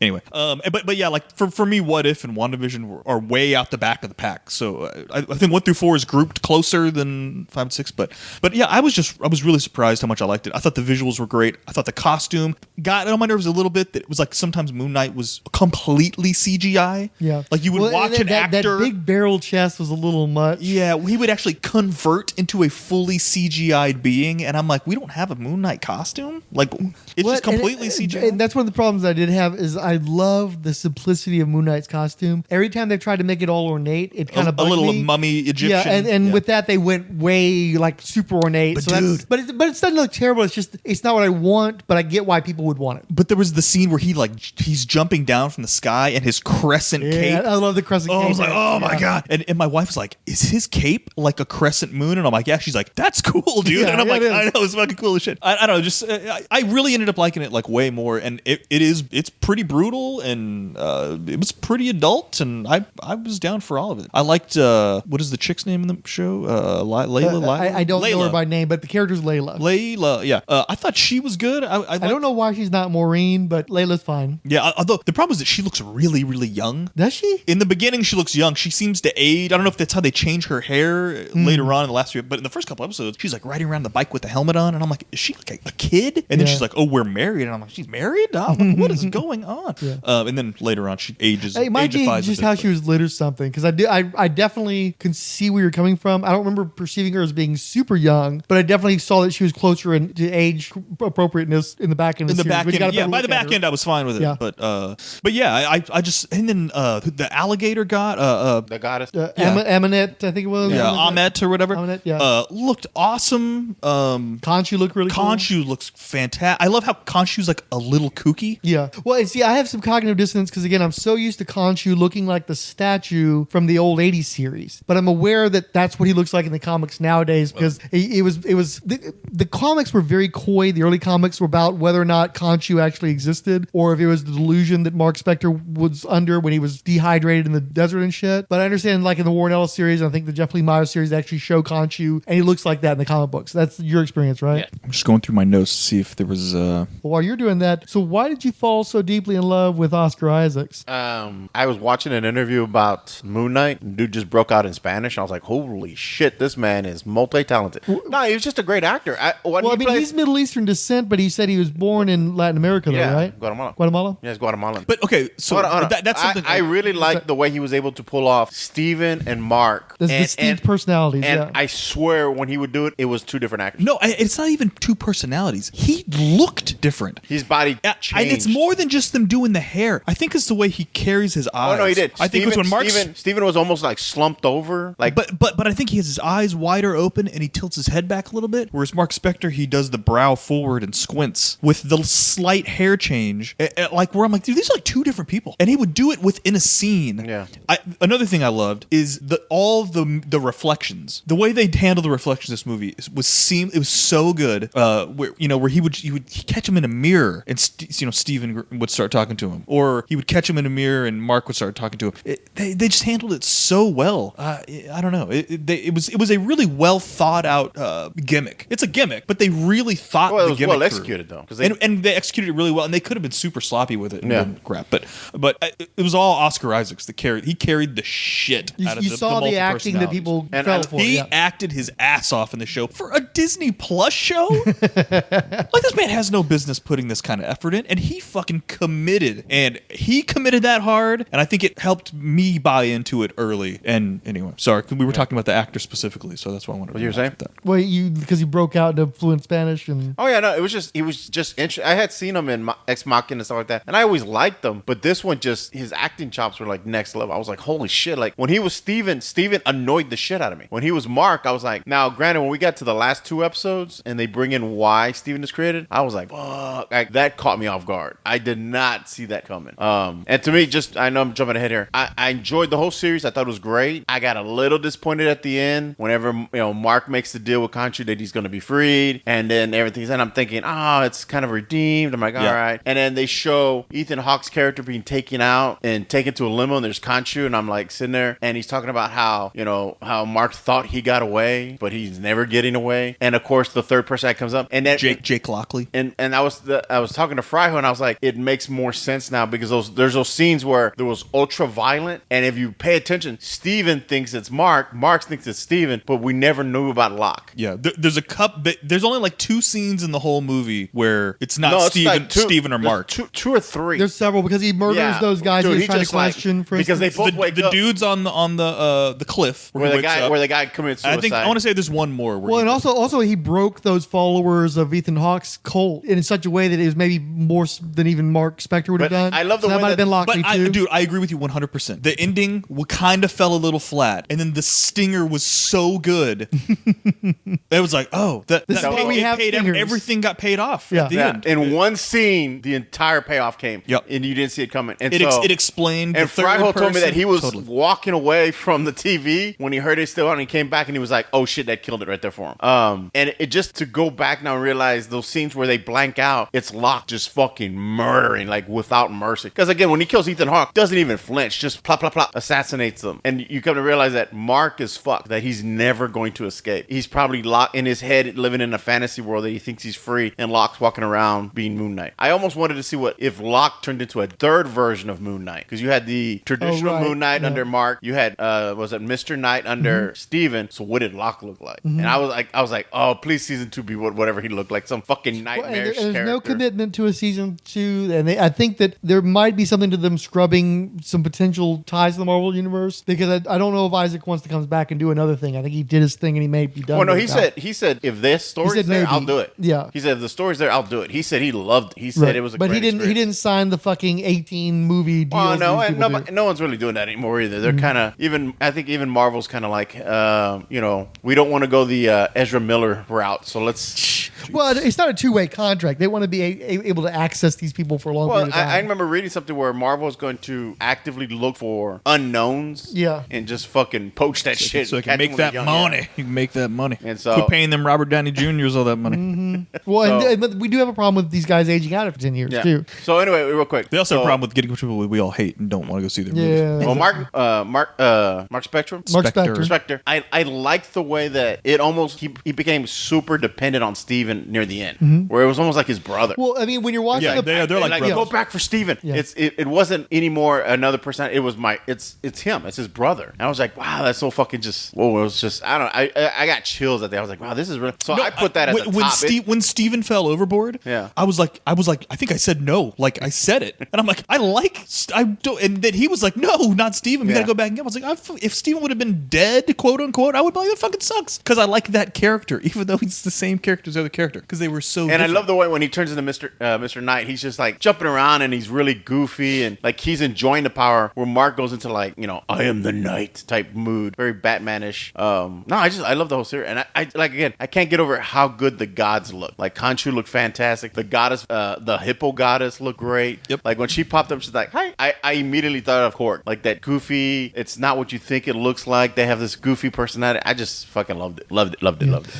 Paquita's a big fan of Ethan Hawke. That's one of her boyfriends, lifelong, seemingly. And, she's always loved him. She's loved him since fucking Great Expectations, I think. Where I've been familiar with him for a long time. He was in Explorers, for fuck's sake. Oh, yeah, I forgot. But I do think he's a bit of a generational punching bag, because while he was in like Reality Bites, and that was like a generation-defining movie and shit, he's always been kind of a pretentious little shit. And wasn't it some movie you like The Sunset in Paris, or? Oh yeah, the Linklater before movies. Yes, some of the best romantic movies ever made. Yeah, I remember you were gushing about those. Yeah, I love those. He has been a bit of a smart fart sniffer for a lot of his career. He wrote that book that people made fun of, and then he directed the movie adaptation of the book that everybody made fun of, and they all kind of failed. He was a guy who obviously wanted to be a thespian and an author. He plays authors in so many of his fucking movies. It's such a wish fulfillment thing that he does. And so I have a tendency to dismiss Ethan Hawke, even though I've really enjoyed him in some things, but a lot of times I found him insufferable. But what happened is, in recent years, he's had his own reconnaissance, like how Matthew McConaughey did, where he just kept coming into movies. Please tell me, did you come up with reconnaissance? No, okay, thank you. I just want to make sure that that's a thing. Yeah. I'm not plugged into it's a the definite McConaughey thing. scene. So. Ever since like Dallas Buyers Club, when he got his Oscar, and American Detective and all that kind of shit, he kind of came back. Wolf on Wall Street. Exactly. Well, Ethan Hawke's been doing the same thing. He did The First Redeemer, where he got like really strong notices. He did this character in a movie called Julia Naked, where it's sort of, he did the first Purge. That was a commercial success. He was in Sinister, which I think is one of the best horror movies of the 20th century. You turned me on to that one. That's fucking really fantastic. That's really good. And that's by the same writer-director as the first Doctor movie. Strange. It's a fucked up movie. So he started doing a lot of stuff that people really respect, and he's finally getting his props late in his career. And then he goes and he does this, and it's like, wow, he's not playing himself. And what's funny is when he does the Doctor, that's like, oh, that's Ethan Hawke when he's playing the psychiatrist. Yeah. But then when he's playing the fucking crazy zealot, it's like, oh, this guy's a fucking nut job. We're scared of this guy. Walking on the glass and the sandals. Yeah, all that shit. Yeah, that opening scene was hard to watch, dude. That was hard to watch. But despite being an Ethan Hawke fan, the Moon Knight pilot lost my girlfriend, and I think that's probably one of the problems that it's having. Is it's so disjointed and it's so intentionally disorienting that if you're not down for that, if you can't, you got to commit to it. And she was just kind of in and out of it, so she didn't know what the fuck was going on. And I continued to watch it each week, and she'd catch parts of it with me, but she wouldn't commit to watching a whole episode. So she was lost the entire fucking series, basically.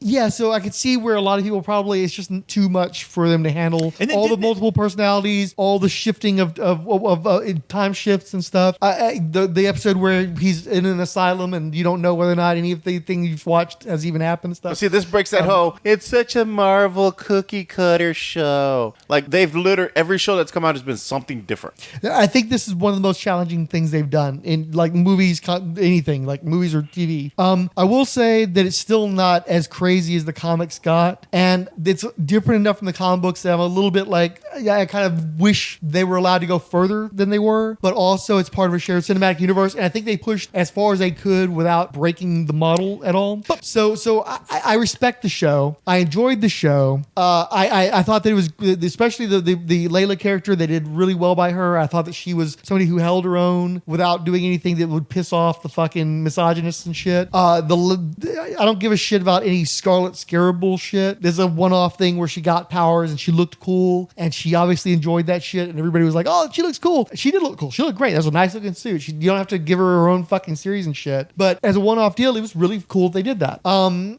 want to get too much in the F. Murray Abraham thing. I will say that I've always liked him as an actor. That he's part of a generation that's seemingly having a reckoning right now. It's funny because fucking Frank Langella and F. Murray Abraham were two actors that I had a nasty tendency to confuse for years, and for them to both get Me Too'd at the same. I'm sorry, it's just a thing. And for them to both get Me Too'd at the same time was interesting. I don't even know what the fuck you're talking about. He got busted for sexual harassment shit, and they're not really bringing it up in the animation role, but he was in a live action movie where they told him to hit the bricks, both of them. Langella got, and of course Bill Murray just got canned from something too. Because he made a joke and somebody didn't like the joke. Some shit like that. It was some sexual shit too. But anyway, the point is, I don't care. He was doing a voice for Khonshu. He did a good job on that. Hopefully he didn't do anything too bad. I hope he continues to have a career after whatever bullshit he got mixed up in. Unless it comes out he was like a fucking just total evil person. But I enjoyed him as Khonshu. And if they do another series, I would like them to continue to play Khonshu unless something fucking comes out. Yeah. So yeah, I enjoyed it. It was good. I don't know that it had the same highs as Hawkeye, but it also didn't have some of the lows of Hawkeye. So I'm not sure I'd rank it in the Marvel Plus series. I will say that I probably was more content with it throughout than most shows. Most of the shows kind of take me out of it for some reason or another at some point, and I'll get it kind of mad. At no point did I ever get mad at the show.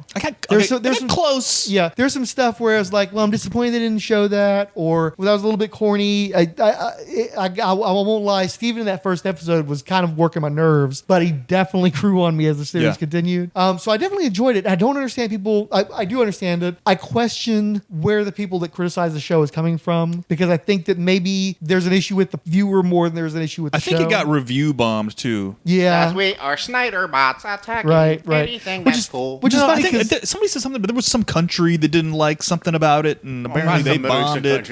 And then there was the whole thing where it's like he's not Jewish in the first couple episodes. And but he was. But then he turns out he was. That's what's so cool. They didn't let the fucking show breathe before they gave it the 1-star review. You got Middle Eastern representation, you got Jewish representation, you got Latin representation. It's like this show's got a lot going for it. And I also have to say too is I really loved the music on the show. Yes, and I loved how much of it was from Middle Eastern, modern Middle Eastern stuff. My girlfriend loves Turkey, and she brought a lot of Turkish music back with her when she went there. I'm familiar with those sounds now, and that combination of like the dance beats with the more Middle Eastern sounds. And it's cool, and it's modern, and it's not something you hear anywhere else. And it's very much gives the show its own identity. And I thought they did a really good job on it. And here's another thing too. Hey, fuck Egypt. Fuck temples and pyramids. I'm so, that genre is so boring. Scorpion King, mummy stuff. I'm so over that stuff. Like I check out. I think I've said to you like a million times. There's like you hated the Mummy when we first saw it. We saw it together in like '99. Well, but part of that was because I thought for sure the Mummy was going to be like rated R, and we went in there and it was like a slapstick PG-13 Encino Man joint, and I was like, what? Except for when they were showing scenes from that as an example of going hard on a PG-13 as comparison to Multiverse of Madness, for instance. So, but I will say they managed. The Mummy went harder than Multiverse of Madness. We're not even there yet. I'm just saying though. Why are you scatterbraining this shit with him? I don't even know what podcast we're doing right now. So, but I thought they handled the Egyptian stuff well enough to keep me engaged, and not like the weird clicking zombie mummy that was clicking around and like carving people open on that table and pulling all their entrails out and stuff like that. Up, yeah. That was cool. And then when she's on that ledge going by and its hands are coming through and pulling, like I was like, oh, this is cool. This is cool, weird Egypt mummy stuff. Yeah. Without you going too deep into the lore and shit like that. Yeah, we're finding maps and we're going through Indiana Jones, Tomb Raider stuff. Yeah. They didn't go that far down with it. So they kept it to kooky talking gods where I'm like, it's just kind of original. You're not got, there's like Scorpion King shit coming out and scarabs flying everywhere. Like they skipped most of that stuff. So I was appreciative of that too, because I would have checked out hardcore because I'm over the genre. Anyway, cool. Hey guys, go watch Moon Knight. It's binge it if you have to get past. If you think the first couple episodes are slow, just keep watching. It's good. It's a good show. Yeah, I watched it weekly. I liked it fine in an installment plan too. No, we're doing Doctor Strange too. In one episode? Yeah. No. How long is this one right now? We're over an hour already. Oh, please. We can do Multiverse Madness. Come on. So we're an hour and 20 right now. So a 2-hour episode. We're good. We're going to talk about Inhumans, Moon Knight, Man-Thing, and we talked about something else too, right? Howard the Duck, and we're going to talk about the Multiverse but now let's talk about Multiverse of Madness. We're doing a Multiverse of Madness. This is our Halloween special. I'm glad I took such whatever. Right. So anyway. Every night, I dream the same dream. And then...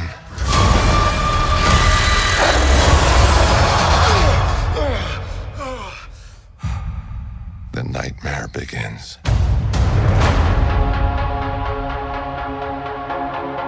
I did what I had to do to protect our world. You cannot control everything, Strange. You opened the doorway between universes, and we don't know who or what will walk through it. Wanda, what do you know about the multiverse? Viz had his theories. He believed it was dangerous. He was right.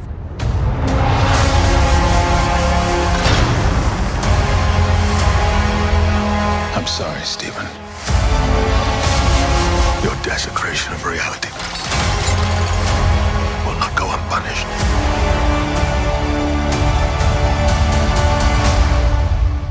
We should tell him the truth.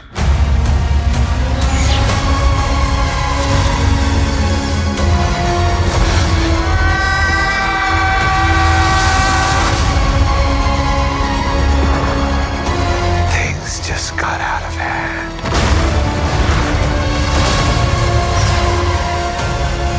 You break the rules. Look out! And become a hero. I do it, I become the enemy.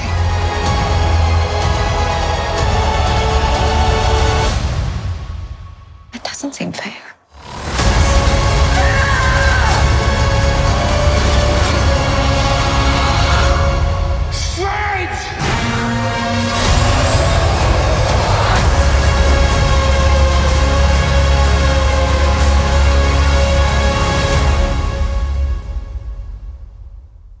What kind of fucking pussy thinks this is an R-rated movie? What? Just this is one of those fucking like what's wrong with your generation kind of fucking things. This movie was harder than the Mummy one. This movie was they harder fucking than ripped out eyes and tongue of that one dude, man. That was fucked up. This movie was harder. I disagree entirely. Fuck it, dude. Fucking Moon Knight was harder than Multiverse of Madness. Whenever when that dude is trying to get away and she just fucking magic flames him, and you just see all that fucking like. And then they showed his Pompeii burnt body. Or when you have the girl actually destroy the Darkhold book and she's fading out, and the last human part of her tears rolling down. Tears rolling down? No. Fuck, dude. Are you kidding me? The Illuminati deaths? Are you kidding me? No. Oh, okay. Number one, way more than. Dude, that shit was fucking brutal. The way she killed Black Bolt, the theater, because I've seen it twice. I went by myself and I went with a fry hole. Both times, the theater gasped when Black Bolt, when she goes, "What mouth?" and he's covering it, and then you see the back of his head just pop. The entire theater gasped because no one saw that coming. It's more than Wanda's chasing them through that hallway. It's the fact that she's covered in blood and they're doing the Sam Raimi. I called this Evil Dead 4. That's what I called it. Very Raimi-ish. This was very Raimi-ish. I have to say that people calling it Evil Dead 4 got me in the theater. Did opening people weekend. call it Evil Dead 4? Absolutely. And it pissed me off because no fucking way. You're fucking out of your mind. This is even Army of Darkness 2. No. I'll do that. And honestly, prefer that movie over You are fucking Evil Dead. so wrong.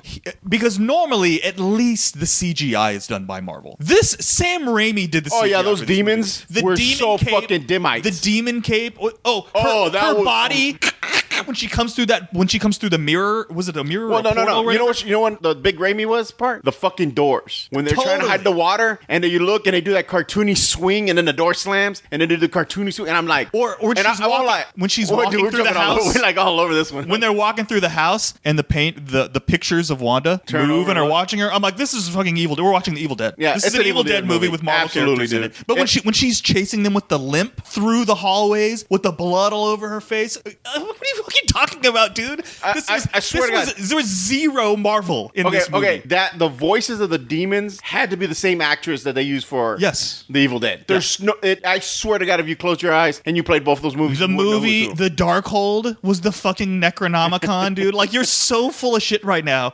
Oh my God, I couldn't believe it. In fact, we're not even like reviewing the movie anymore. At the end of the movie, when everybody sits through the credits and it was just Bruce Campbell punching himself, people were like, "Oh, that's it," and I'm like, "You bunch of fucking simps, dude. Go back on TikTok. You don't understand what we just sat through because you've never seen any of the Evil Dead movies. You don't know what fucking Army of Darkness is. You're a bunch of fucking Marvel drones who, or comic book movie drones. You don't know what the fuck you're talking about." But I was satisfied alone on how Raimi this was more Raimi than any of the Spider-Man movies. And if somebody told you Spider-Man 3 was fucking, did he do Spider-Man 3? Or did he did. The first he did. If he did Spider-Man 3 and they were like, "Oh, it's like Evil Dead 4," and you saw that and you were like, "What the fuck are you talking about?" This was on another level compared to this. And real quick, I was scared that Sam Raimi was going to direct this movie because he hasn't directed anything in a while. My personal preference would have been Guillermo. I think he would have made a fantastic Doctor Strange movie. Saying that, Sam Raimi elevated the Marvel films a level. Like, this was watching a Marvel movie, but through the eyes of a master. Like, I have a whole new respect. What was Sam the Raimi. last comic book movie we saw in the movie theater?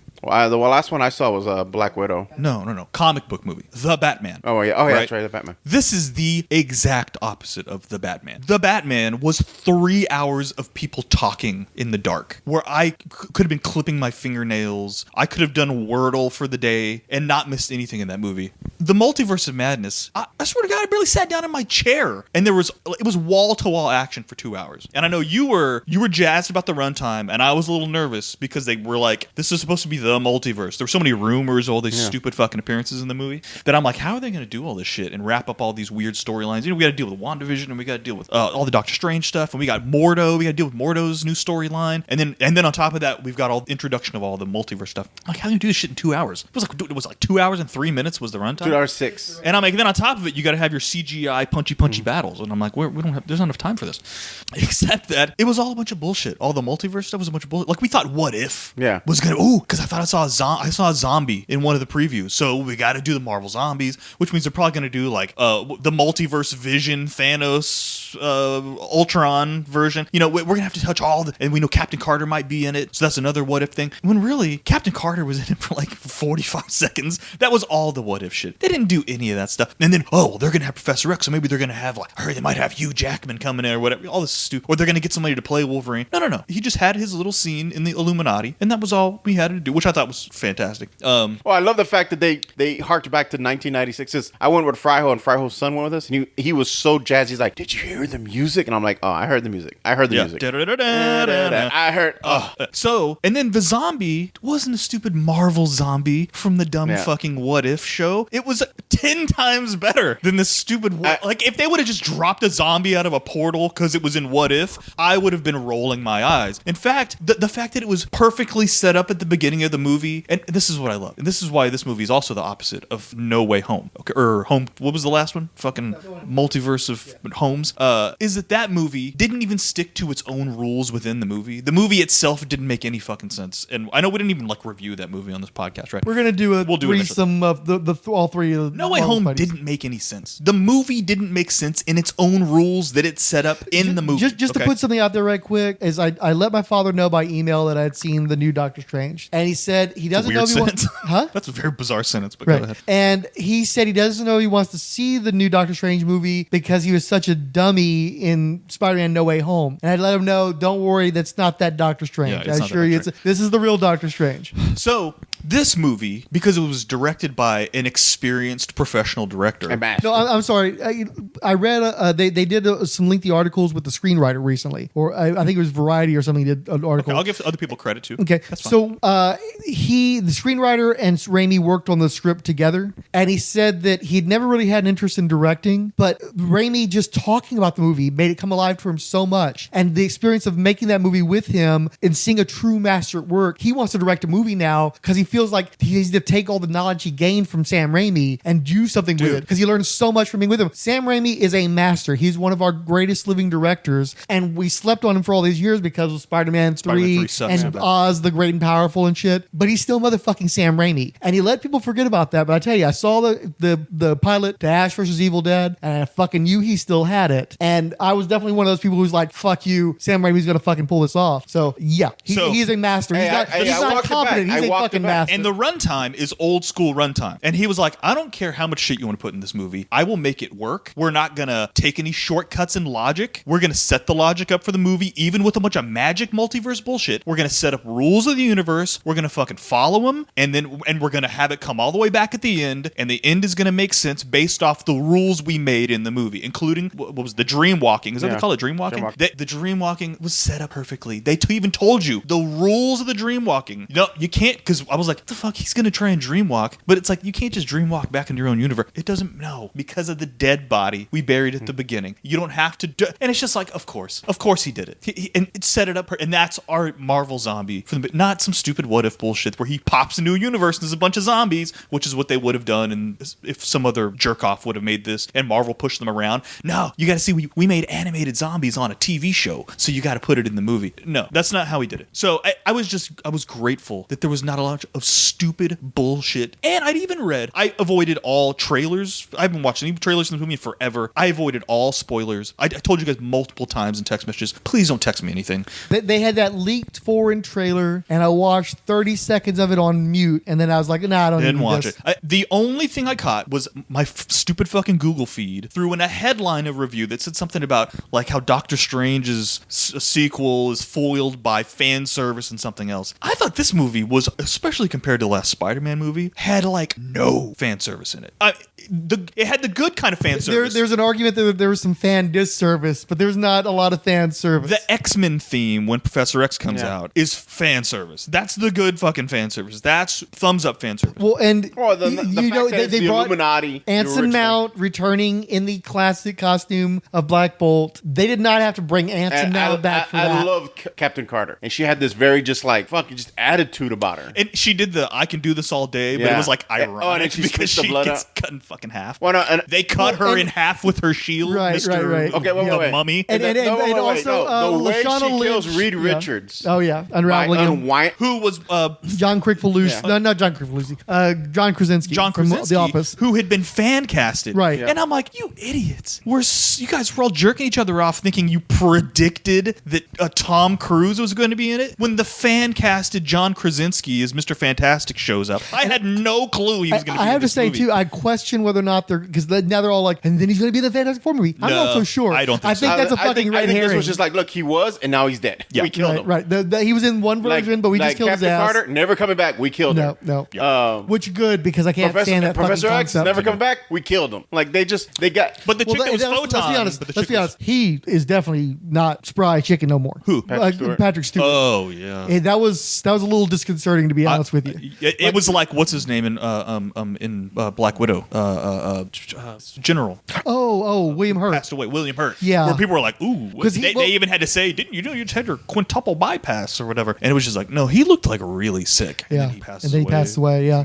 And it's like Patrick Stewart was appeared to be at a greater age than he actually was back in the 80s when they cast him as Captain Picard. Yeah. And so he realized he was like 28. And it was like, right. And so he's looked like that for so long that it seemed like he was immortal, especially because, I remember him Excalibur. Definitely is. Yeah, Sir Ian McKellen definitely was older, and and then it's like, oh shit, he's gotten kind of old. I'm worried about him now. He's still a little frail looking now. Yeah. But they even put him in the X-Men chair. And did you notice he did like the cartoon where he puts his hand to his temples to use his power? I was like, thank you, finally. Well, again, they didn't use the X-Men movie theme. They used the cartoon theme. Yeah. Oh. And then shout out to Lashana Lynch too, because she's no longer the person who has to die in the Captain Marvel movie. She actually got to be a superhero for 5 minutes. That was I'm glad for her for that. Yeah. So I thought the Illuminati scene was my probably all-time favorite. The moment I will remember is when I'm sitting next to Fryho and we're watching the movie and Fryho leans over and he goes, "Wanda's the bad guy?" And I'm like, yep. And of course I thought they were gonna do the whole, oh, she'll redeem herself at the end. And then when she started killing all of the students, I'm like, oh, she's not coming back. Like, you can't come back from this. Yeah, they can't be like, hey, remember the time you killed everyone at Camartage and like fucking magic flaming people to death? The scene where he was like, he's smelling the apple trees or whatever, where he was like, it smells real or whatever, and she's like, yeah, no. She's like, no, this is real or whatever. And then it turns out she's just so fucking good that it was not real, and that it's just like a burning pile of twisted like husks and shit. And I'm like, ooh, like, oh, this movie's gonna be dark.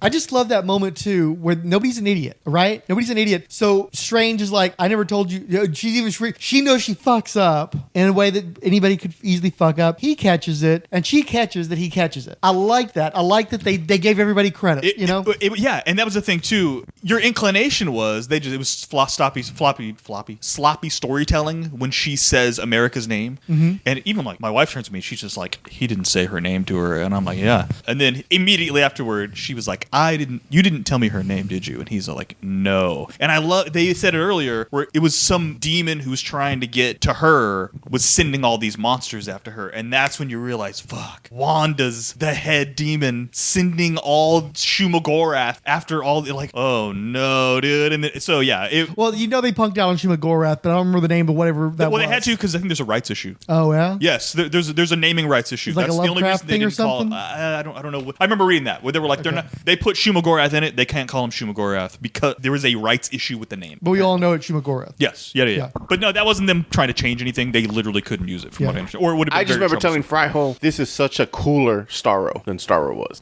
Well, the fact that they did the same thing, they stab it in the eye, and the whole eyeball falls out. The mummy. What are you doing? That was fucked This is an embarrassing moment for I you. was shocked by it. No, I still don't agree with that. But yeah, that was surprisingly gory, and it's like, well, you only got away from that with that because it's this big-eyed monster, but it's still like you ripped the fucking eyeball out and those fucking sockets like dangling bloody. That was fucked up. I think this movie could have been that was a good fight sequence, by the way. You could, yeah, it was. Yeah. You could have called it an R movie, I guess. I think outrage is I don't know. I don't get the outrage. That seems like people are targeting. People are weirdly targeting this movie for some reason. The outrage is the motherfucking movie rating is PG-13. Yeah. So you bring somebody under age 13, that's on fucking you. Right. And back in the reason why that shit exists is Steven Spielberg melted motherfuckers' faces in 1981. Gave me nightmares. I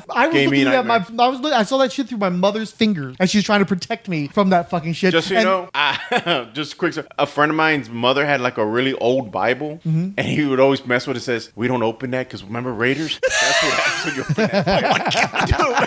I totally believe that. Yeah. I totally believe that. And as a kid, dude, we were petrified of that Bible, dude. That someone was going to open it and aim it in our direction. Because he's like, and of course, this is some shit talker in our neighborhood when we were growing up. That's where they got the idea. This Bible's been on our family forever. Like, they did the whole... This sounds like the most 80s shit ever. Dude, I was just like, I remember me and my friends... And then don't go under the bridge because I heard 2 lovers got killed by a guy with a hook on his hand. Pretty much, dude. Yeah. But so that scene fucked me up. And then, of course, some kid telling me that it's in a Bible really fucked me up a little bit. Yeah, but the Marvel movies really only get PG-13 because they'll say shit a couple times. Yeah, well, right? that's I get it. There's a picture on Twitter where they show like a collie with its tongue hanging out, and then the American Werewolf in London, and it's like PG-13 in the 80s versus PG-13 now. But the shit was called PG-13 because you're supposed to be fucking 13. Yeah. And the thing of it is, for some reason, the kind of violence that you see in superhero movies is heightened enough or constant enough that it's automatically PG-13. PG-13. And cartoony enough. Because they don't want kids to emulate it, which means you're not supposed to be showing young kids the fucking Marvel movies, at least not without vetting them and making sure you're having a good talking shit. But PG-13 exists to show you shit that's sub-R. That's okay for a 13-year-old, but not for a 9-year-old, not for a 7-year-old. And the fact that this movie is a firm PG-13, people who want to talk R, it's not fucking R, man. But I will say there's a vibe.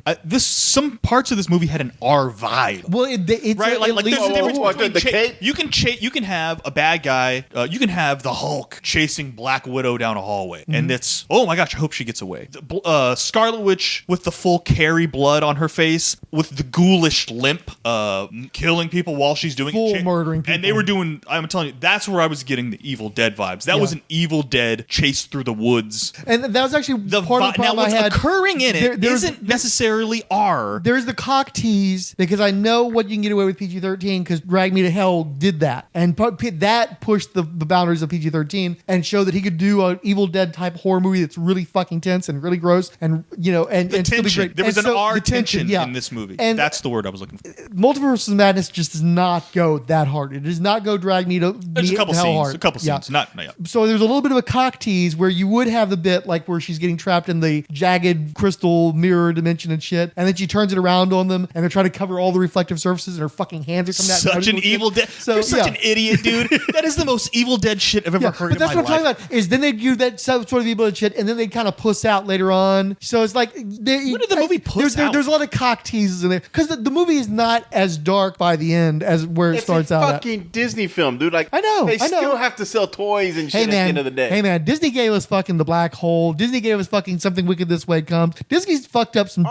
kids. And they've learned from their mistakes. There is that. This is a Marvel movie, so you kind of expect the whole family to go. So they're gonna push it so that the older kids enjoy it. The younger kids maybe not as much, but definitely. I thought even the Doctor Strange zombie, after she zapped him and he was partially like skeletal, even that is How about so when he bursts out of the bricks? Army of Darkness, dude. It was so Army of Darkness. You are so full of shit. I'm like the cape. I swear they took props from Army of Darkness and put it in there for the cape. They look the same. Wong shot that demon through his head with his grappling hook. Like, dude, this movie was free. I was just, and again, it was 2 hours. And, like, when they're waiting for America to come at the very end of the movie where they're trapped in that, I was so happy. That fucked up convergence dimension where Doctor Strange had done the dark hold with the third eye. Mm-hmm. But the way they'd converged were like the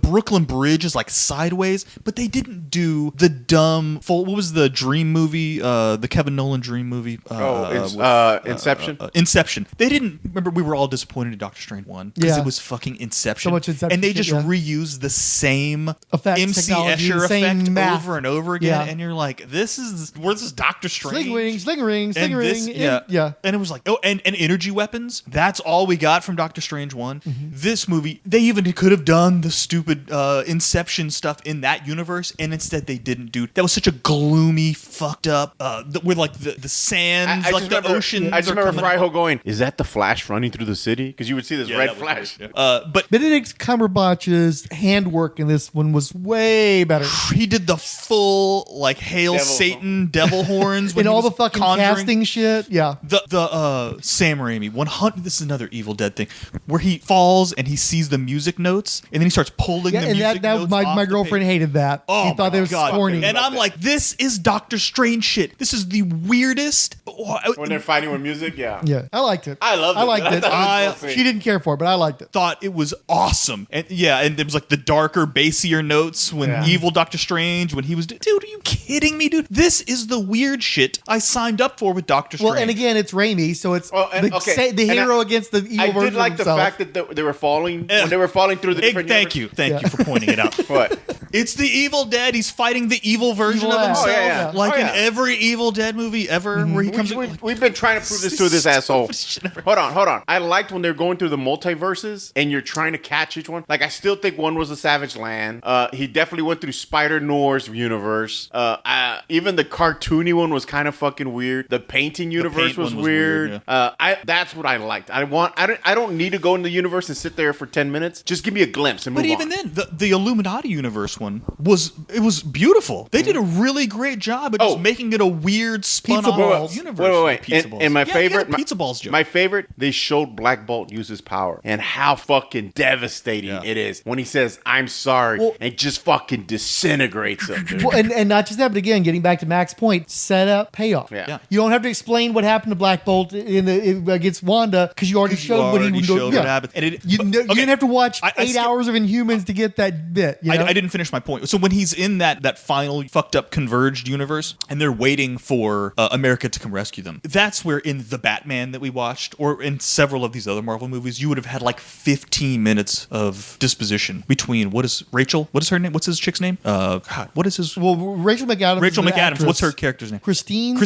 Between Christine and Doctor Strange. Yeah. Where he's talking about, I still love you. Oh, and I loved you. Instead, we got like maybe 20 seconds of them talking. Well, and I'm like, thank you. We got it. Yeah. We got it the whole movie. Yeah. That's why he's been putting it where he was at her wedding and then he was trying to talk to her. About him moving past the running gag is they never work out in any of the universes. Exactly. In another movie, we would have had a 10-minute talk about why. Well, it just seems like in every single universe it doesn't work out. We got it because he explained it along the way. We got it. We don't need this to, you know what I mean? It was so effective, and so that's why it was. This was a fucking action movie from start to finish. Bizarre horror / action movie. Even like when they're running from Wanda and that big door finally drops and she doesn't break through it and they stop. My wife's like, well, wait, why would they stop and talk? And I'm like, because it's a horror movie. That's what you do in a horror movie. Well, wait. You're supposed to stop and look back. Didn't that door say adamantium? I don't think it said. I think it said. I saw it at the. Well, it didn't say adamantium because that's not a thing. I thought we would have taught you that over the 6 years we've been podcasting. Well, no, but adamantium. Oh, adamantium, whatever. But that's what I. Not that's why I thought. Version of the multiverse. Let me tell you. In that, right? Okay, I'm sorry. In that multiverse, it may be adamantium. In the fixed verse, it's adamantium. Well, I just assumed that's why she couldn't get through that door because the other doors were probably steel. You know what? Maybe it did. I don't know. I mean, I guess it could. But the fact that they stop and look instead of running to the Book of Ashanti and then she pops out. It's because it's a freaking horror movie. Because it's a horror movie. Well, actually, I'm surprised one of them didn't break a heel and fall down. Well, okay, so maybe one of y'all can answer this question. The scene when Professor X finds her buried under the rubble. Oh, that was awesome. Was that really her, or was that her just fucking with him? No, I think that was really her. I think that was that. So that was the last part of her humanity trapped exactly. under the rubble. See, that's the thing is like that was fucked through when she pops up and just snaps his neck. I was like, oh. Yeah. So I rewatched the Avengers, and they talk about how in the 2 days Loki's on Earth. Aren't we doing an Avengers podcast too, dude? Can you keep this straight? It's a multiverse of podcasts. Loki was responsible for the deaths of 80 people in those 2 days. So I don't understand how Loki gets to have the redemption arc and that Wanda's irredeemable. And one of the ways in which they plant the seeds for that is that they say repeatedly, Darkhold corrupted her. The Darkhold, you peered into the abyss peered into you, and you see that there's still the Wanda that was a heroine that fought Ultron and loved her brother and saved the world a bunch of times. Is one of the most powerful heroes, fought fucking Thanos. She's still in there, but the Darkhold it's corrupted her. Yeah. It's like, again, like Evil Dead, where you get fucking converted into a Deadite and you're not really responsible for your actions because you do not have the ability to fight this off. Once it's contaminated you're a fucking Deadite. She's basically a Deadite. She's Carrie, and she's not responsible for her actions, but to the degree that she recognizes that, she assumes her own punishment. So there is still Wanda there, and Wanda is not ultimately responsible for this happening, but obviously Wanda had her own fucking problems, and she read the fucking book in the first place. Maybe shouldn't have done that. Very much like that, especially in the series. But I do want to mention too, before I forget, this movie is the movie that it is in part because of COVID. Because Raimi was going to fucking pull a fucking Joss Whedon and jump onto this thing in the last minute and try to get it done based on like Scott Derrickson's script and some other bits and pieces and stuff. And because of COVID, they were able to say, well, we're not going to film this for a while. Let's you and me sit down and we'll take it from scratch. You know, Marvel does previs years in advance. So it was probably a bunch of stuff that they'd already worked out that Raimi didn't have any control over and had to write around. But also being a consummate filmmaker, I assume that there's a lot of stuff in there that he probably managed to put together without relying entirely on Marvel CGI, like maybe some of the demons from the Darkhold and stuff, and the way they were like remember when the zombie was fighting the spirits from the dead, they were trying to drag him, you know, that kind of shit. Maybe that wasn't like years old CGI stuff, right? But Raimi made this movie more of a Raimi movie thanks to COVID giving him the breather to get that done. And we should probably be thankful for that, at least, that he had the time to actually make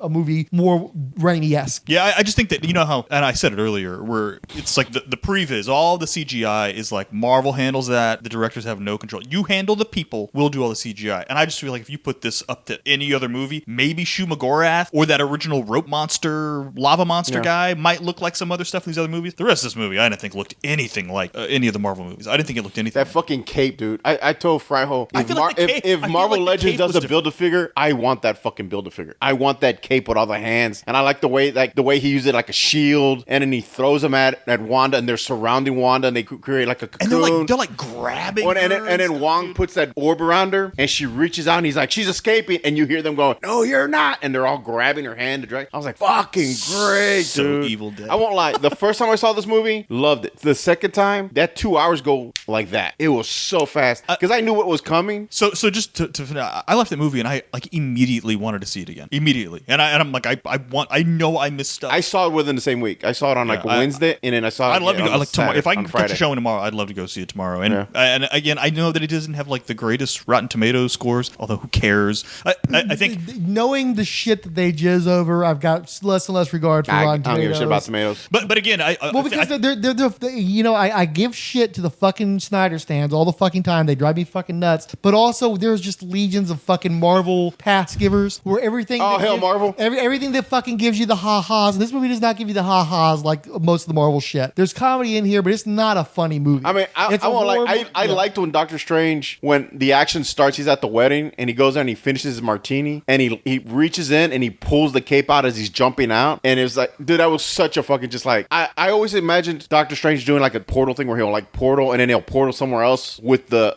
cape or the cloak on, and just the fact of seeing him jump and not fly like Superman, but like glide, like he's what do you call it? Not elevating, levitating. There, I was like, oh, dude, that's so fucking cool. That's part of why it was so important to me when I heard that Sam Raimi was doing this. I knew it was going to be in good hands because he is a classic 60s Marvel comic book fan. He read the Ditko Lee Spider-Man comics, and that was the basis for the movies he made, which is why when they forced Venom on him, shit ran off the rails. Yeah. Same goes for Doctor Strange. He's got the fucking mentality. You can see the influence in his work. You can see in this movie how much fidelity he had to the classic comics, particularly the Ditko stuff. And so I knew that he wasn't going to fuck it up. I didn't know if I was going to love it, but I knew that he was in safe hands, and there was nothing in this movie that I was like, that's not Doctor Strange. He knew what he was doing. Okay, 3 things before I forget them. 1, I loved that people were not happy with Doctor Strange and how the snap happened. Yeah. Where they were like, are you sure that was the only way to do it? Like, that was the only way was for us to be vanished for 5 years and we lost all these people. I like that he got some shit from people where he was like, yeah, I'm sure you looked at all the different ways. Anyway,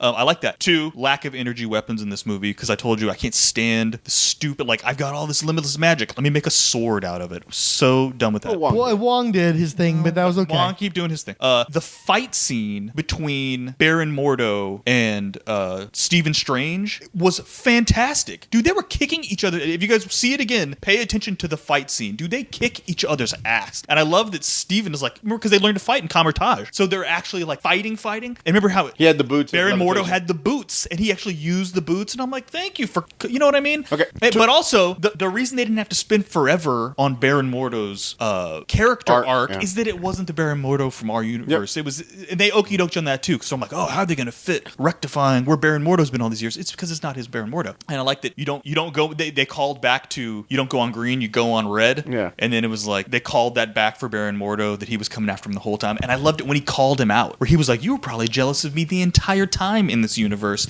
and you framed me with you probably gave me the Darkhold in order to get rid of me, and it like drove him insane. Dude, I'm telling you, this movie had like fantastic layers to it. That I thought Doctor Strange came out of this movie looked like a badass, unlike I think Doctor Strange was fantastic. He doesn't have the awkward humor like he had in the first movie. He has that dry, sardonic humor. Well, okay, so which hold is on. More the humor part. The part I liked. This is going to sound dumb. Is when they first meet America Chavez and she's eating the pizza. Who I liked also. And Wong is there, and he's talking about going to the wedding. So as he's talking to Wong about the wedding, he's talking about her stomach being from another dimension. And this girl walks up and says, "May I take a picture?" He's like, "No, yes, what?" And I was just like, that was so strange right there. Like, he's multitasking, but he was like a dick to somebody who just walked up. And can I get a photo total? No. Where all the other movies like Hulk will pose or Ant-Man's like, well, I'm the Ant-Man. I like the fact that he almost doesn't want to be a hero. He's just dealing with all the shit he has to deal with because he's the Sorcerer Supreme. Yeah, exactly. That one of the things I like with that sardonic humor in the movie is it reminds me of Doctor Strange from the Defender because he was a dick in the Defenders, particularly to the Hulk, who I think in part he was a member of the Defenders just to make sure to corral the Hulk as much as possible, but he was also a total asshole to him. And you had that great Giffen DeMatteis Maguire miniseries where they were actually playing up the humor, but his humor was that kind of humor. So I just felt like that was a better representation of the character. But if you're going to have any humor in it, that's the humor they should have, and I thought they nailed that aspect of it. And then just to end on my, because you guys told you I love the shit out of it. I can't get over Doctor Strange's hair. The jet black shoe polish is so Thor 1, where they like bleached his whole face blonde, including like his eyebrows and stuff. And I see him even a little bit in Avengers. They were kind of getting away from it in Avengers. His hair is so bad in those first two movies. We're just like, the dude's already blonde. Why are you bleaching a blonde guy's hair blonder? Like Cumberbatch's hair's dark. You don't have to take a airbrush with tar in it and blast they cut like a stencil out and like just blast it black. His so hair ridiculous. was hideous at the wedding, and then you have such relief when it's like, and it's like normal. You're like, okay, thank God. Yeah, his hair was. I was like grading on him. I'm like, we don't need. I thought we learned this lesson. We don't need just like give the dude freaking hair. Like it's so stupid. Anyway, so I didn't love the movie as much as you guys, which is of course obvious of all things. That's the default state of the my multiverse in the universe. There were issues I had with it. For starters, like the representation of Miss America Chavez. That's not the character from the comics, and she's basically a MacGuffin running through the movie. I almost feel like it was Raimi doing the Venom thing, where it's like, oh, I have to have this character so I'm going to use her as little as possible. She's going to spend a chunk of the movie in a glass cage, but we'll give her a girl power moment. Pretty much in a lot of the movie too, though. Yeah, well, she's in the movie, but she doesn't do a lot aside from create her the story portals. arcs to learn to use her power. I think she's good, and I think she gets along with But they let her punch out Scarlet Witch, so girl power, yada yada. But that's not the character from the comics, and they don't do a lot with her in there. So I think that's right. Anytime they tried to get into the backstory, like her origin story, or Doctor Strange elaborating upon his romantic troubles and stuff, that would kind of grind things to a halt. But they didn't happen very often, thankfully. I do think it's kind of fucked up that Iron Man saves the entire universe and slays Thanos and all of his minions, and Captain America travels through space and time to restore the Infinity Stones, and then he goes off and gets to be with Peggy, and then Black Widow dies in a fucking alternate dimension, largely unmourned, and now Scarlet Witch is actually outright demonized and becomes a bad guy and a figure of loathing. It's like, this is not equal treatment. No. I liked it because she had such resentment. She lost the love of her life. She had to kill the love of her life. Yeah. She created children. She lost her children, and everyone's telling her, well, that's unnatural. And she's like, fuck you, I don't care. Mm-hmm. She was always a dark, compromised person. She crossed that road to hell. Yeah. Like she cared. She lost her brother. Yeah. She lost the love of her life. Yeah. She lost. That's what I'm saying, dude. Her arc. If anybody's arc paid off becoming a villain, it's her. They absolutely set it up. Next in the Marvel level thing. Cinematic also, Universe. in the comic books, she turns to be a bad guy every now and then. Remember? Agreed. But I'm just saying that honestly, was this the way we had to go with this? I won't lie. But they did set it up though. I'm not just. I didn't particularly care for her in the Avenger movies. I thought she was kind of boring. I thought she was a boring character. I didn't care when she became the villain, because again, I thought, she's gonna be manipulated. This was easily her best performance. Yeah, she's gonna be manipulated by like Nightmare or some bullshit like that. I'm like, and it's like, no, she has been driven over the edge. She gives no fucks. She literally tells them, I'm going to kill this child for her power, because if my babies get sick, I can find a cure. Find anywhere. another one in another multiverse. Dude, she's to the point where she will kill anything to achieve her happiness. Doesn't care. She's not Mama Bear. She's Mama Yaga. Dude, and so I was just like, the more she talked, the more I'm like, she's fucking friend. Because at least Thanos was like, I'm doing this for the greater good. She cared nothing about the greater good. And I love it. Did I ever actually call her the Scarlet Witch in any of these movies? Oh, she did. They did. She did. But they made it like, I won't be coming for the child. The Scarlet Witch will. I mean, in previous movies, No, in WandaVision, they reference it in WandaVision. Because that's what scares the shit out of Agatha Harkness. And I won't lie. Shit, she's the Scarlet Witch. Oh fuck. Right. I don't mean like they were calling her, she's the Scarlet Witch. I'm glad they're trying to say it's something bad. Right. They set it up. No, they set it up in WandaVision. But not just that, I like that they gave her the blackened fingers. Because that's some serious ass shit. That was like, oh fuck. So anybody who touched the dark fucking necrotic. I went and rewatched WandaVision before the movie. Well, I'm sorry. Just to kind of that is rough. That show pays off 10 times. Oh sure. Well, and honestly, I'm sure it does. Yeah, and I think that's part of the problem that these reviewers are having is I don't think they all watched WandaVision. And it's a little fucked. If you don't watch WandaVision, you are going to lose a lot in this movie because it's not going to make sense all of a sudden.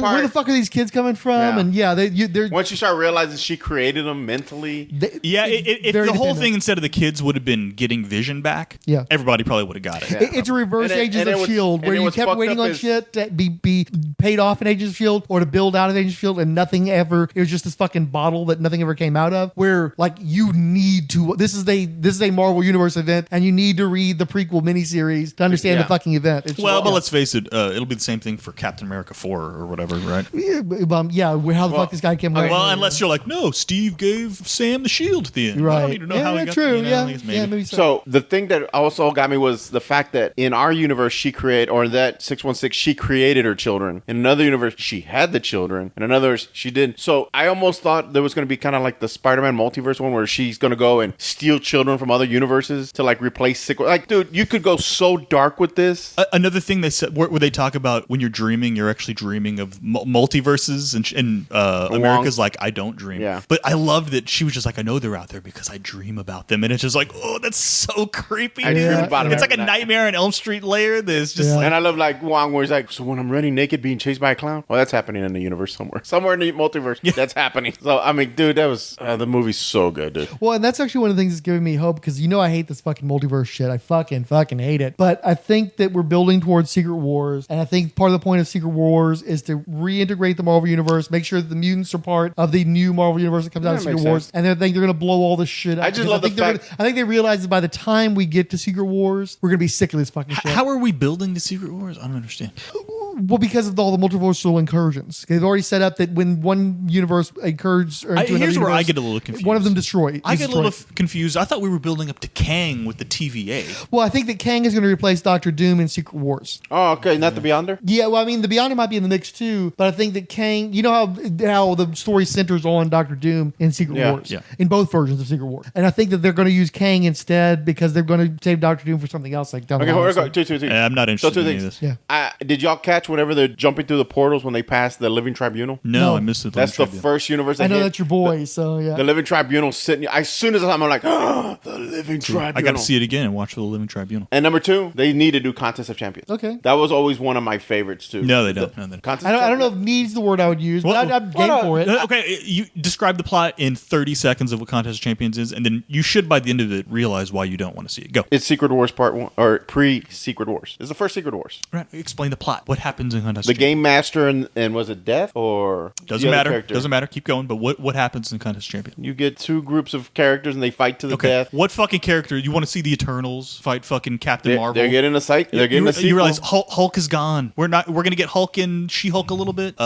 Maybe you'll have Thor. I don't want to watch any of these characters left fight anybody. Sabra. It's not Iron Man and Captain America. Those characters are not here anymore. You have to remember we don't have those characters anymore. It's gonna be El Peregrine or La Peregrine. It's gonna be Jon Snow is gonna fight Blade, whoever they come up to be new Spider-Man or whatever. No, like it's don't they still have to? You have to remember all of the characters you like are gone. They're gone, dude. They're not gone. Marvel has tons of characters that nice way. I know. I saw Eternals, bro. I saw the characters. I saw them. They have more than the Eternals. Well, who? Where are they at? That's where Guardians is gone. That's when you introduce them. That's Guardians when you introduce them. them. I saw Pip the Troll show up. I saw Star Fox show up. Boy, that was bad, right? Not ready. Actually, that was the only good part of that movie for me. Oh God, no! Oh my God, to me it was depressing. Where I'm like, man, they can throw this whole movie in the trash whenever I see it again. I'm like, oh no. Unless they Thanos it, where the Thanos we saw in Avengers 1 is not actually a Thanos. 30-second review of Eternals. Can I just be silent for 30 seconds because that's basically what happened. Yeah, it's just a bunch of boring nonsense. That actually the only part I liked was a Celestial. I liked looking at a Celestial. I wanted to see a Celestial in a movie. Okay, cool. The fucking sex scene. What was that about? What was that? That was so fucking. That was too action figures being rubbed up against each other. That was horrible. It was just. I thought the villain was really shitty. That was the most sexless scene. Like it made no sense. Like, oh, he's absorbing Nothing their powers. about them makes it. Why are they fucking robots? How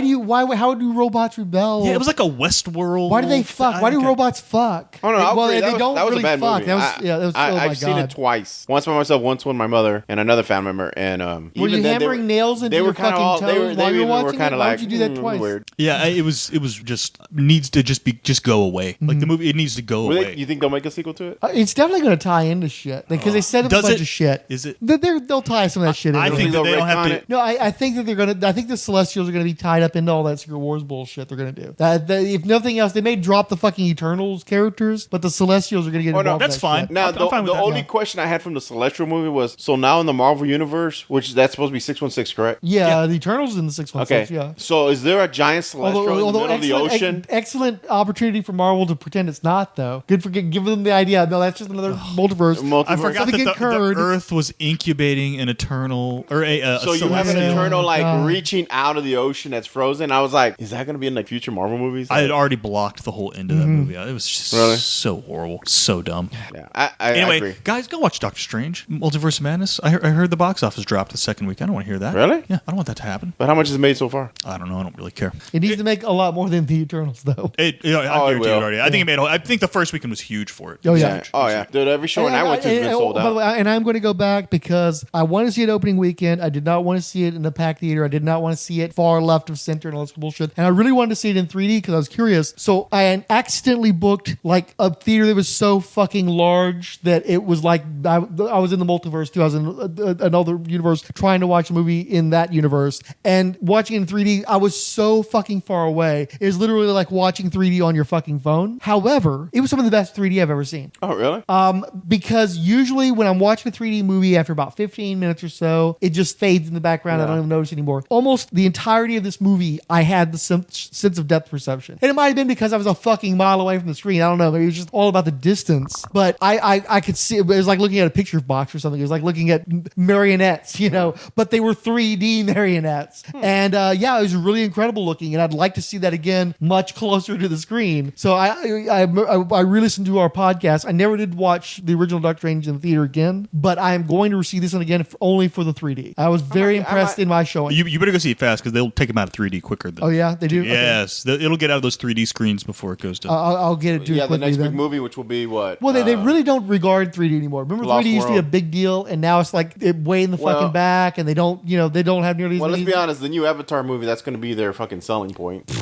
Did you see that trailer? It was garbage. I don't. Even the fucking subtitle was stupid. I forgot about that film, and then I saw it. I'm like, oh yeah, that's a thing. Look, it's so Doctor Strange is like 500. It says at least the headline of this article, which I have not read. There could be a caveat here. It says the biggest drop in MCU history from week 1 to week 2. Yeah, like but it also did 85%. boffo figures the first week. So Yeah, I think it made like 350 the first week or something like that. But well, it's like we went to that convention, that little baby convention Globally. out in Katy, and they had the costume contest, and you had Doctor Strange in an awesome costume, and then you had some guy in one of those printed Spider-Man costumes you can pick up online, the Underoos essentially, and Spider-Man won because Spider-Man. Although, dude, I went on Friday and the theater was packed. I think they sold the entire theater out on Friday. Yeah. So I don't know why it dropped. That seems weird to me. Well, it just did so well too. There's a lot of it had the second biggest opening in the COVID era. So it's like, well, yeah, you have a far ways to fall. Everybody sees it opening weekend, dumbasses. So yeah. Yeah. But I liked it a lot. I was very, very happy with it. Do I like it more than Black Widow? If we're going to talk about like post, I'm going to say no. in-game movies. I'm going to say no. No, I liked Black Widow a lot, and I got new things out of Black Widow that I didn't expect. Where with Doctor Strange, I liked aspects of it, but there was still some drag. I could have shaved about 15 minutes off of it, and it wasn't as hardcore as I had hoped based on the reactions it was getting. There was issues I had with the movie, but I still had way less issues with this one than I had with the first Doctor Strange. Oh, this movie's way better than the I first probably one. enjoyed it and will enjoy it on repeat viewings more than I did the original. I Doctor would Strange. definitely watch this movie. And maybe it'll win me over in on television, but I have a strong affection. go see it in 3D and now. I have a strong defensive posture because so many fucking people hate Black Widow and put it as like the worst movie I don't get of that at Phase all. 4. Yeah, people are fucking kill that movie. Yeah, Yes. hateful. They're hateful toward that movie. So I'm kind of defensive about Black Widow. But I will also, say- I fucking love Yelena too. I love that when she was in great. Hawkeye. That's why I can't say that I liked Moon Knight better than Hawkeye because Yelena was in Yeah, Hawkeye. she was. and Yelena she's was awesome in that. So yeah. The problem with the Black Widow, the end scene where they're falling out of the thing is really bad. Okay. But I didn't see it in 3D. You told me. But in seeing 3D, it was makes a difference. amazing. Yeah. But not in 3D. The CGI is terrible. Yeah. It's like really, really bad. I don't know. According to Rotten Tomatoes, I know we're talking about, but as the litmus of these comic book movies, it's way higher than Doctor Strange. Yeah. Well, but also don't forget the misogynist. So they may be just louder. I'm saying it's higher than Doctor Strange. I know. What I'm saying is that I hear a lot of hate online. Oh, the hate you hear but is it might be all the misogynists going. Audience scores 91%. Thermometer's 79. Doctor Strange was at like 74 or 85 or something like that. Well, I want Raimi to do another one. I really like. I do. I hope he does another. Well, he said he's interested. Oh, that's the fucking thing we forgot. I'm not into. If that's supposed to be Clea, I'm not into it. Oh, really? I already said that Amanda Seyfried is my dream cast for Clea. She's got that kind of ethereal, otherworldly vibe. If she's too young, it's too bad that Tilda Swinton was already cast erroneously as the ancient one because she could have been a good Clea, but not Charlize Theron. That's just not the right casting. And also, I hated that stinger. I wanted to go. I wanted to bang. I want to see what the fucking third eye is like. Is he going? I'm curious about that too, because he did that with the Eye of Agamotto, so it's not like they just pulled that out of their asshole and stuff. But I don't think the Eye of Agamotto exists because wasn't that where the Time Stone was? So I'm cool with the third eye. I'll tell you why I'm excited for Clea, because that means we may actually tell some Doctor Strange stories as opposed to doing interconnective. Sure, but and what's going to happen? This is what's going to happen. Yeah.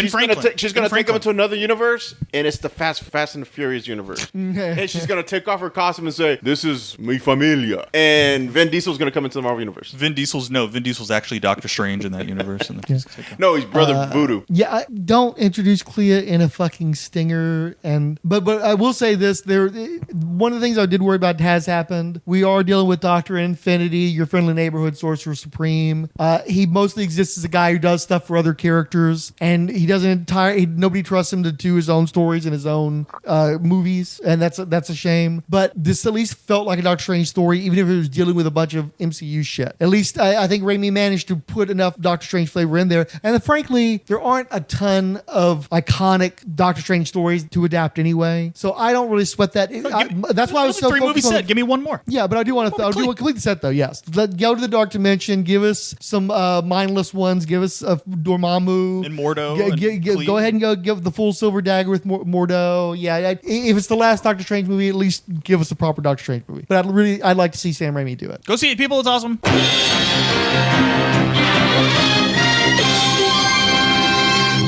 Two quick things that I missed talking about on the recording. One was Inhumans, such a corny show. Peak, slowed down covers. They did a Soundgarden cover in particular that was just ridiculous, but every single episode seemed to have one of those primed for trailer down-tempo covers. But also the whole separating the individual Inhumans to learn life lessons from Hawaiians. So weird in the age of peak TV to have a show that's trying to be a movie with all that IMAX bullshit, and it doesn't even feel like it's contemporary for television. 20-30-year-old throwback. And this will be a fairly controversial statement as well. I was disappointed when I saw Army of Darkness. I thought that it pushed out my favorite movie of that franchise, Evil Dead 2, and Army of Darkness seemed like a more mainstream, watered down version of that material. So if you wanted to call Multiverse of Madness Army of Darkness 2, I think that's a closer statement, not fucking Evil Dead 4. So our permanent Marvelite Maximus followers include Alpha Rollison, Andrew McAvoy, Brana Benetone, C. Himpler, Cabrasini, Voodoo Junkie Hit Woman, Caroline Young, Comicsville, Comics Age, David Schwartz, Alina Cope, Film Icons TV Legends, Freddie Atkins, Hambones Comic Rescue, History of Bad Ideas, Honorable Justin, Juana Haggerty, Lemore, Mick Duffy, Mike at Reanimike, Randy Caldwell, assuming this is an alternate at, Red House Comic, Ron Williams, Rosa Maria Sefcik, Sox Fan 2021, Strength Squared, Superbound, This One Is For You, and Vanita Martsoff. Keepers of the Favorites Flame include Adam Blackmoon, BT, Canoes, Dear Watchers, a Comics Omniverse podcast, expanded scope there sounds like, Del Dracula, Doc Strange, El Coleccionista de Comics, Gregory Litchfield, Hello Berlin, Hits Toy Bunker, Irena Nova Music Promotion, J Music Promotion Agent A&R, Jenna Reagan, John at Married Married with Comics Podcast, Kaylee Green 268, MM Beats, MB, Masanori Ninomiya, Mike It Send Aliens to Me, Nick Spence, Moose the Hobo with the High Kick Matson, Roger Preeb, Salacious Rum, Scott X, Shanna Banana, Shinji 70, Siskoid, Sox Fan 2021, Starchild Comics, Stop Let's Team Up, a comic podcast, Titinobre 74, and Xenozoic Xenophiles. Retweet frantic ones include CH, Lawrence St. John, Relatively Geeky Podcast Network, Talk Nerdy to Me, Thunderbolt Media, and Tim Price the Podcrasher. Among the Nuff Sayers are Martin Gray, speaking on the British reprint cover used for last episode's album art. I might have a letter in that UK Marvel book. Randy Caldwell, I have not decided if I like the Eternals because it was not following the Marvel formula or if it is because I am a contrarian. I have never particularly cared about the characters outside of appearances in the Avengers, and I quit before the Jacket era started. Canoes, I am of the same opinion, mate. I can't quite make my mind up. However, I have no inclination to watch it again. Still haven't watched Nomadland yet. Sounds interesting. Sean McLaughlin, full of actors I like. I love Nomadland. I pulled the ripcord after 15 minutes. Wise decision. Finally, Chris Dunford sent us a copy of the Merry Marvel Marching Society membership card as signed by Ben Grimm. I'll put that up on the blog. The Merry Marvel Marching Society, 21st Century Boys, AIM Collectibles, AJ Shadow, Dr. Ange, Anthony, Cut the Shit Tony, Billy Hines, Cap Marvelite, Kelso Ventura, Chris Lydon, Dirk Ashton, Ed Moore, Eugene R. Hendricks, Voice Actor Home Studio, The Hammer Strikes, Random Geeky Stuff, History of Comics on Film, Hulkling, hashtag Get Vaxxed, hashtag Wear a Mask, hashtag BLM, Iowa's Joe Is, Jason Snicked Venable, Jeffrey Brown, They, Them, Jerry Hyde, Keith G. Baker, King Size Comics, Giant Size Fun Podcast, Liz Ann Oswalt, Marvel Universe Online Project, Randy Caldwell, Resurrections and Adam Warlock and Thanos Podcast, Richard Field, Sean McLaughlin, Too Dangerous, and Weird Warriors Podcast. The Marvel Superheroes Podcast is in no way affiliated with or endorsed by Marvel Entertainment. All characters mentioned and audio clips employed are believed covered under fair use, with no infringement intended against their copyright holders. The views expressed in this podcast are assumed legitimate, truthful, and solely possessed by the speaker.